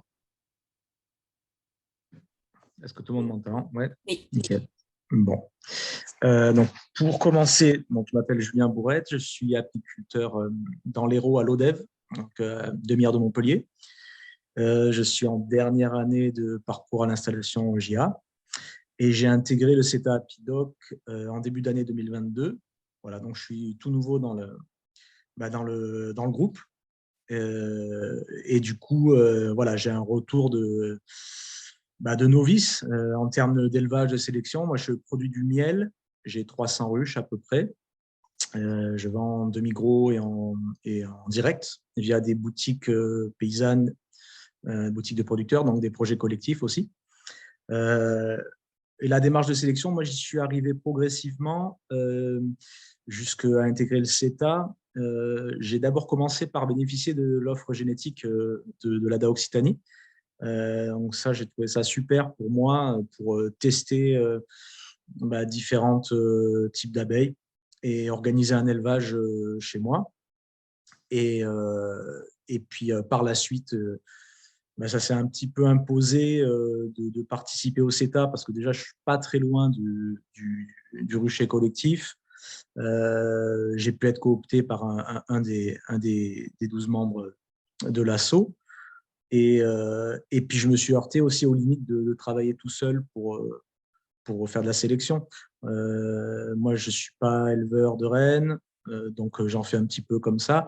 Mais après, pour articuler les différents plannings de travail, comme l'a dit Philippe, entre l'exploitation et le reste, donc en termes d'élevage et de production et de commercialisation, c'est vraiment pas évident quand je travaille seul sur l'exploitation.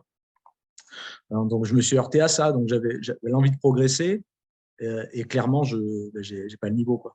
Donc, voilà, le premier rapport du CETA, déjà, c'est ça, c'est d'être mis en réseau avec les collègues qui sont bien plus, on va dire, expérimentés. Et donc, pour résumer l'année là que je viens de passer, c'était très, très profitable. J'ai beaucoup progressé en élevage. Et le fait de participer, d'avoir des échanges avec les collègues, ça permet de faire émerger, on va dire, un regard commun sur l'abeille, sur ce qu'on va sélectionner, sur ce qu'on va éliminer. Et donc ça, c'est un truc qui est assez long, hein, j'imagine.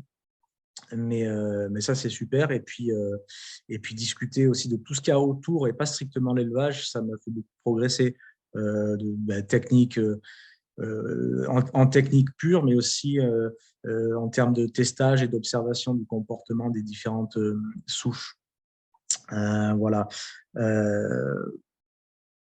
Donc, la force du collectif, ça, c'est pour moi ce que je mettrais en premier en tant qu'apport, parce que voilà, on est 12 ou 13, je crois, dans le groupe. Donc, ça fait pas mal de ruches potentiellement. Et ça, tout seul, je vois pas comment on peut arriver vraiment à progresser et avoir des résultats en termes de sélection voilà, dès qu'on veut aller un petit peu plus loin. Moi, ça m'a permis aussi d'homogénéiser vachement le rucher, parce que j'étais parti en essayant pas mal de choses, assez enthousiaste pour travailler avec différentes abeilles. C'est bien à un moment dans une installation, enfin voilà, par curiosité, je vais dire, de travailler avec des abeilles très différentes. Mais après, on gagne quand même en efficacité une fois qu'on sait à peu près ce qu'on veut, ce qu'on ne veut pas.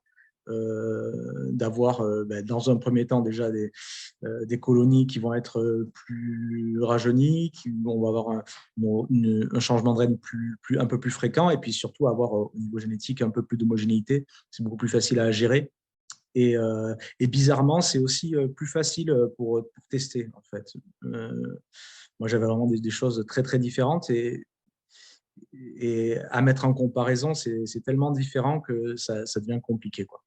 Voilà. Donc, plus précisément, dans le CETA, il faut quand même, enfin, dans le CETA, dans les groupes de sélection, il y a quand même une notion d'implication qui est assez importante. Voilà, ça demande du temps, ça demande un peu d'énergie et effectivement, je l'ai vu tout à l'heure dans la présentation, savoir communiquer avec les collègues et puis faire des compromis et vraiment savoir écouter les autres pour construire quelque chose qui ne va pas se faire, ça ne se fait pas en un an, mais savoir construire un projet collectif et avoir une direction un peu commune, un minimum commune. Ça ne veut pas dire qu'on ne peut pas dire ce qu'on préfère à titre personnel, mais on peut avoir de la diversité dans les démarches individuelles sur la sélection, mais il ne faut vraiment pas perdre de vue qu'on essaye d'avancer ensemble et avoir des résultats. Donc, ça veut dire aussi choisir des critères de testage qui vont être pertinents, qui vont être faisables aussi pendant la saison. Comme disait Philippe tout à l'heure, on n'a pas forcément le temps de tester énormément en saison. Enfin, il faut vraiment savoir où on va pour être précis, avoir de la donnée fiable sur laquelle on va pouvoir s'appuyer. Et tout ça, en fait, c'est dans les temps de convivialité, dans les réunions qu'on fait tout au long de l'année, alors plus hors saison, en hiver, où on va mettre en place la continuité du plan de sélection, le choix des critères de sélection et tous les travaux communs. Voilà. Donc, ça demande du temps, de l'implication, de l'énergie. Bon, financièrement aussi, il faut participer, c'est normal. Mais bon, moi, je trouve que cette première année, elle est hyper profitable, quoi. Ça m'a beaucoup fait progresser en termes d'élevage et en apiculture, en fait, globalement. Voilà ce que je peux dire sur le groupe. Merci Julien.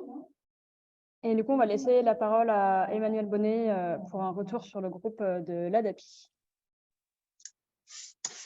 Alors, bonjour à tous. Voilà, donc Emmanuel Bonnet, GAEC Bel Air. On est installé, donc on est en GAEC avec mon épouse, on est installé sur Sceaux, le plateau d'Albion, secteur Lavande. On est agriculteur et apiculteur, on a 400 ruches et des brebis qui étaient en sélection, justement. Donc, en fait, voilà, on est rentré au réseau de testage dès sa création en 2015 parce que, voilà, on avait des ruches depuis 2010, on était dépendant d'autres pour les essaims et les rennes, et du coup, voilà, on n'était pas très content de nos ruches, ça ne produisait pas. Et du coup, on est parti sur le réseau de testage pour avoir accès à d'autres génétiques. Donc, ça a marché, voilà, très bien. Donc, après, le collectif, nous, on y est allé assez facilement parce qu'on était déjà dans la sélection en brebis qui se fait en collectif aussi. Donc, je trouve que c'est une force. Ça avance plus vite. Ça évite de faire des erreurs aussi. Donc, voilà. Et après, pourquoi la démarche de sélection en fait, on a eu goûté à de la génétique et on s'est aperçu qu'il y avait beaucoup à faire, et puis on aime ça. Donc, on est rentré donc, en 2015 au réseau de testage. Donc là, 2015, on a eu affaire à la génétique de tout le réseau de testage a mis sa génétique à disposition. Donc, on a pu voir un petit peu ce qui se passait chez les autres, avec quel type de reine on travaillait et tout. Et après, c'est juste qu'en 2018, on a fait ce système-là et après, on a commencé à faire nos souches pour être autonome. Donc, c'est l'ADAPI qui porte ça. Et nous, on est un peu dépendant d'ADAPI comparé à d'autres parce que les techniciens sont souvent sur nos ruchers. Et puis, ça motive aussi. Ça motive, c'est eux qui récoltent toutes les données, qui font les réunions l'hiver. Et du coup, voilà, par rapport au groupe, c'est assez comment dire, ça c'est sûr. Après, voilà, donc nous, le réseau de testage, il représente toute la région PACA. Donc, ça part du 0,6, 0,5, les Hautes-Alpes, tout ça. Donc, ça représente assez bien. Dans nos démarches, on est assez sur de la sélection, sur l'abeille, comment dire, adaptée à notre terroir et à nos exploitations. Donc, on travaille un petit peu avec toutes les races. Voilà, donc ça permet de voir un petit peu les différentes choses. Au niveau du temps, ça nous demande du temps, oui, c'est sûr, mais ça vaut bien le coup. Après, personnellement, quand on est tout seul sur les ruchers, ça ne demande pas énormément de temps. Le plus gros, je dirais, c'est la récolte, la pesée des récoltes. Après, tout ce qui est un peu Coléval, Barrois et Pintest qu'on a fait l'année dernière, on fait ça en commun avec les techniciens de l'ADAPI. Donc, voilà, c'est motivant. Après, voilà, le réseau de testage, on travaille avec, on est parti sur le système où on recevait des reines fécondées. C'est des multiplicatrices qui font les reines. Donc, on reçoit 15 sœurs. Donc, voilà, ça demande un petit peu d'argent parce que voilà, c'est l'achat de 45 reines fécondées par an avec de la casse. Donc ça, voilà, c'est à voir, mais on voulait partir sur ça pour dire comment dire, d'avoir la fécondation, gérer les mâles sur le même rucher de fécondation. Voilà. Comme ça, il y avait déjà ce phénomène à ne pas gérer. Et après, voilà, au niveau du collectif, c'est top. On est un groupe, donc je crois qu'il y a 15 testeurs et puis on doit être une dizaine de sélectionneurs. Du coup, aujourd'hui, ça commence à bien tourner. Le réseau évolue au niveau des critères, notamment au niveau de la consommation hivernale. Là, on revient un petit peu sur l'histoire des reines fécondées parce qu'on a pas mal de casses, voilà, plus à la poste et compagnie. Et après, du coup, ça fait 4 ans qu'on fait un week-end insémination. Donc, en fait, on arrive avec nos chamals, nos reines. Je crois que dans le week-end, en moyenne, je crois qu'il y a entre 200 et 300 reines menées. Après inséminées, je pense qu'on est plus sur du 150-200. On se forme aussi. Ça, grâce aussi à l'ADAPI, on a pu se former sur l'insémination. Et du coup, pouvoir avoir ces souches, ça nous permet d'échanger aussi entre sélectionneurs et de voir un petit peu.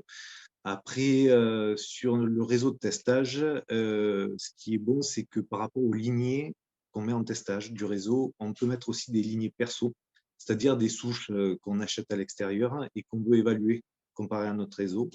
Et du coup, voilà, si la lignée perso et ce qu'on appelle nous la lignée perso est intéressante, ça nous permet de l'intégrer au réseau de testage et de pouvoir faire des inséminés dessus et de remettre les filles après en testage les années suivantes pour voir un petit peu si c'est fiable ou pas. Au niveau du fonctionnement, voilà, il faut le faire évoluer. C'est jamais parfait, c'est assez compliqué. Mais je pense qu'aujourd'hui, au niveau de l'apiculture, on est obligé de passer par là, par la sélection. Quand j'ai démarré l'apiculture, j'étais plutôt en noir et en macédonienne. Je faisais des ruchers de 25 ruches, on se faisait allumer. Aujourd'hui, on fait des ruches de 80 ruches. On a de l'abeille qui produit, qui est douce. Voilà, au niveau évolution, je ne reviendrai pas en arrière. Merci. Eh bien, merci beaucoup à tous les trois pour vos interventions et vos retours sur votre participation à ces différents groupes. Et du coup, on va avoir un temps de questions-réponses pour les différents intervenants. Donc, il y en a eu quelques-unes qui ont été posées déjà à l'écrit. N'hésitez pas à en poser d'autres si vous en avez d'autres. Du coup, pour la première qui était plus sur l'aspect financier des groupes, le fonctionnement des groupes, peut-être qu'on peut refaire un tour de table rapide. Anne-Laure, Wallis, si tu voulais reprendre, dire quelques éléments sur ces aspects-là, qui paye quoi, qui fait quoi en termes d'analyse. Ouais, alors du coup, c'est hyper variable en fait d'un groupe à un autre. Tout dépend en fait de l'implication au sein même du groupe des membres. on va avoir plutôt des groupes émergents. Donc forcément, c'est des groupes qui demandent beaucoup de temps. Donc là, dans ce cas-là, au niveau chargé de mission, élevage et sélection, on a quelques temps, voilà, pour les aider en animation, en coordination et en appui technique sur les premières années. Et après, comme a dit Philippe, on essaie vraiment de les autonomiser au plus possible. Donc, on fait un accompagnement très important sur les premières années qui diminue sur les années d'après. Donc ça, c'est au niveau ADA. Donc je pense qu'au sein même des ADA, on a voilà, des temps de financement possibles en fonction des besoins de chacun. Et ensuite, la question est au niveau des membres. Donc ça aussi, c'est totalement dépendant des groupes. On va avoir des systèmes de cotisation. Donc par exemple, du côté Apirène et le CETA Apidoc, voilà, il y a quand même beaucoup d'argent demandé aux membres qui sont dans les groupes. Et il y a aussi quand même de l'investissement quand même financier énorme. Et tout dépend voilà, des groupes ensuite et des objectifs.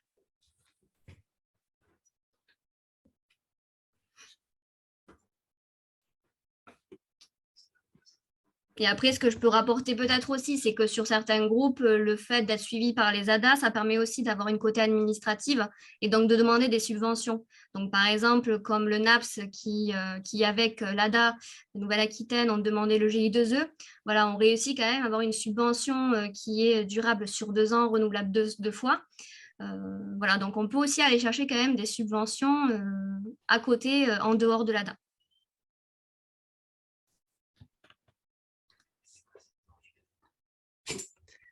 Du coup, ensuite, tu veux compléter, Anne-Laure? Non. Anne-Laure, tu veux compléter?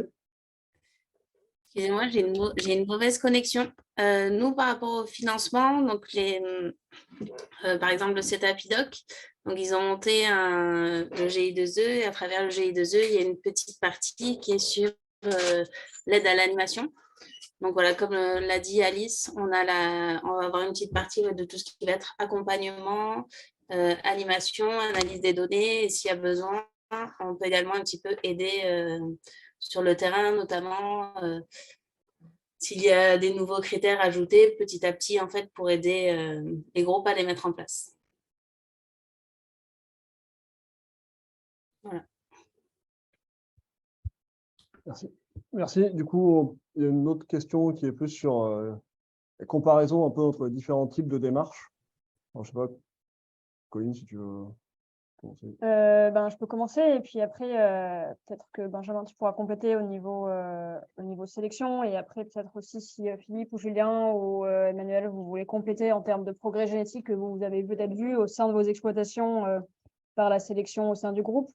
La question, c'était de savoir, est-ce qu'il y a des différences d'organisation qu'on a pu voir entre différentes démarches vont avoir des conséquences sur les progrès génétiques réalisés en termes de sélection?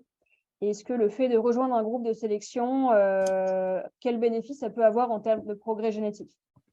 Donc, en fait, les éléments par rapport à ça, c'est qu'en gros, les progrès génétiques qu'on peut faire dans une démarche de sélection, ça va être lié à plusieurs éléments, mais notamment à l'intensité de sélection qu'on exerce. Donc, est-ce que par rapport à une population qu'on évalue, est-ce qu'on va en garder beaucoup ou pas? À quel point on est exigeant finalement sur les performances de la sélection qu'on veut avoir?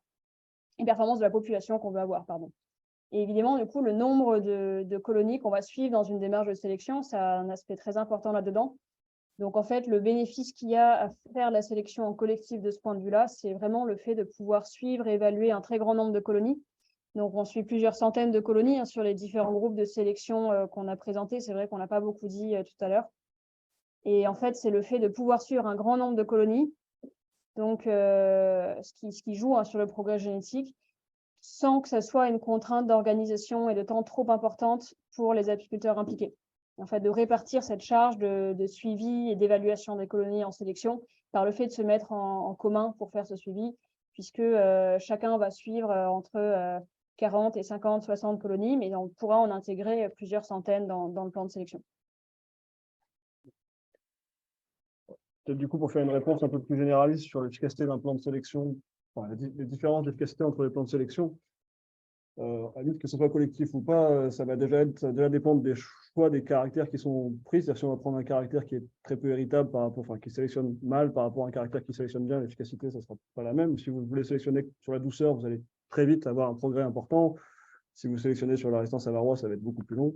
Après, c'est comme l'a dit Colline, les paramètres essentiels pour l'efficacité d'un plan, c'est le nombre de colonies qui sont évaluées, l'intensité de sélection, et pour l'apiculture, ça va forcément avoir un impact très important de réussir à faire d'avoir beaucoup de reines inséminées dans le schéma de sélection, donc avec un pédigré bien connu. Et donc, ça, on va dire, en individuel ou en collectif, c'est les paramètres essentiels pour avoir un gain génétique plus fort. Donc, et vu ce que je viens de dire, assez logiquement, c'est assez pertinent de se mettre en collectif pour augmenter ces paramètres-là. Et voilà, après, en plus, le côté collectif permet aussi d'avoir des critères de sélection qui soient plus partagés et pertinents pour plus d'apiculteurs ou pour le plus grand nombre. Donc, c'est une réponse un peu générale. Et on va finir avec Fantine. Oui. Aussi, une question qui peut se poser, c'est comment est-ce qu'on peut évaluer concrètement, quand on est en collectif de sélection, ce progrès génétique? Et c'est la question que j'ai posée aux différents groupes que j'ai pu enquêter. Et c'était une question qui était assez difficile pour chacun parce que c'est difficilement quantifiable et mesurable un progrès génétique.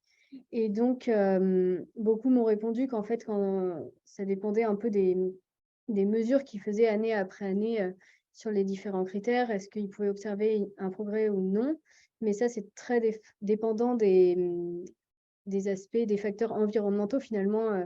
En fonction des années, on va pas pouvoir observer, enfin, on peut pas vraiment se détacher de si c'est une bonne année ou une mauvaise année pour comparer facilement. Et puis, sinon, beaucoup se reportent à leur ressenti s'ils sont plus sereins et s'ils dorment mieux sur leurs deux oreilles avec leur génétique actuelle en comparaison avec la sérénité qu'ils avaient avec leur génétique avant d'entrer dans une démarche de sélection. Peut-être du coup, pour compléter, ajouter ce que vient de dire Fantine, je ne sais pas si Manuel, Philippe ou Julien, vous avez des éléments à apporter sur cette question d'intérêt, progrès génétique observé sur votre cheptel. Je sens qu'Emmanuel, tu avais un peu répondu déjà. Mais... Ouais, moi je veux bien répondre. C'est Philippe là, du groupe Okapi.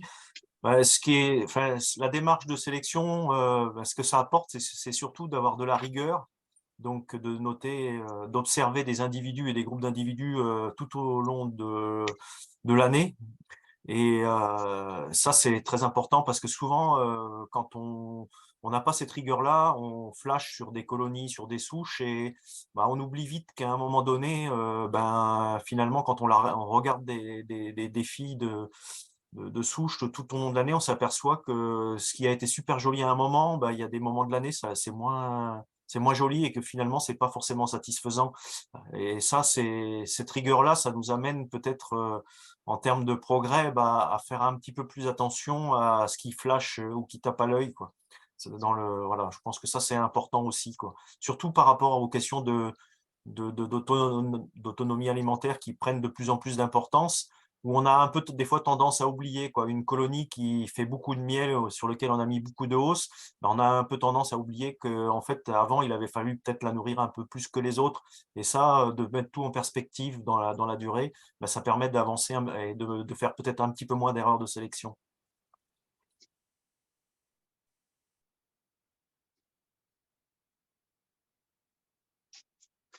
Oui, c'est Emmanuel Bonnet. Ouais, en fait, je rejoins Philippe par rapport à la rigueur. Là, par rapport au réseau de testage, ce qui est très très pratique, en fait, c'est que les techniciens collectent tout et en fait, ce côté visuel où on voit une très très bonne colonie qui sort du lot dans le rucher, forcément, c'est pas la meilleure. Il y en a d'autres qu'on ne voit pas forcément et qui, justement, quand on prend en compte tout ce qui est autonomie, essaimage et production de miel, finalement, elles sont très intéressantes. Et après, donc par rapport à la génétique, donc nous, on a fait un boom en 3 ans. Voilà, on a découvert ce que c'était de travailler avec des bonnes abeilles. Et au niveau quantité de miel, au niveau élevage, tout est nettement plus facile. Mais après, voilà, au niveau sélection, c'est vrai qu'il y a certains critères qui sont dans le collectif, on n'a pas tous les mêmes critères et là-dessus, c'est un petit peu compliqué. Voilà, il faut faire des compromis.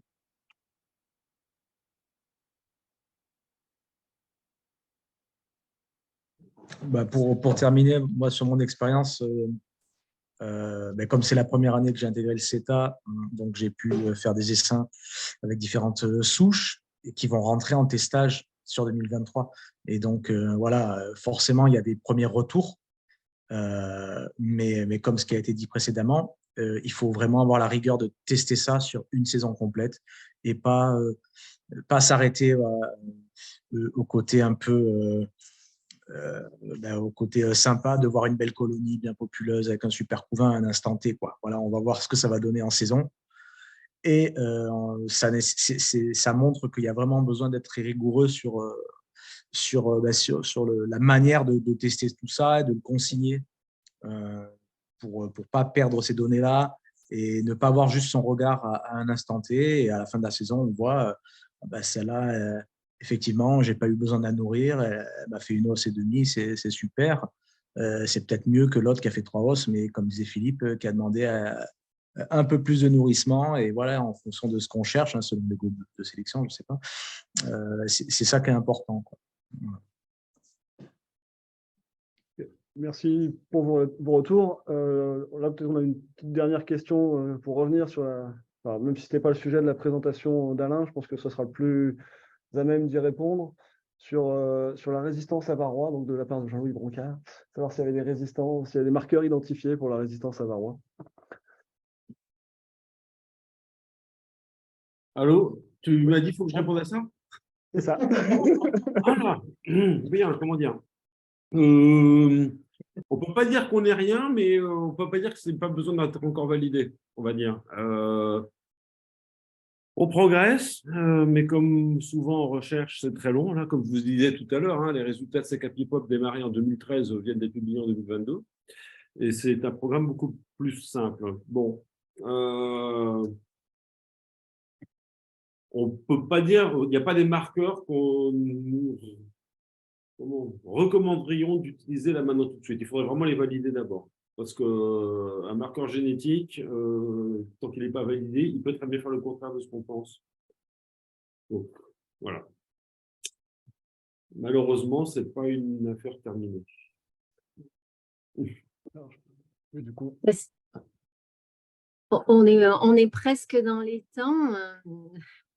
Pour clôturer les 2 dernières questions, clôturer bien aussi cette session. Déjà, merci à tous les intervenants.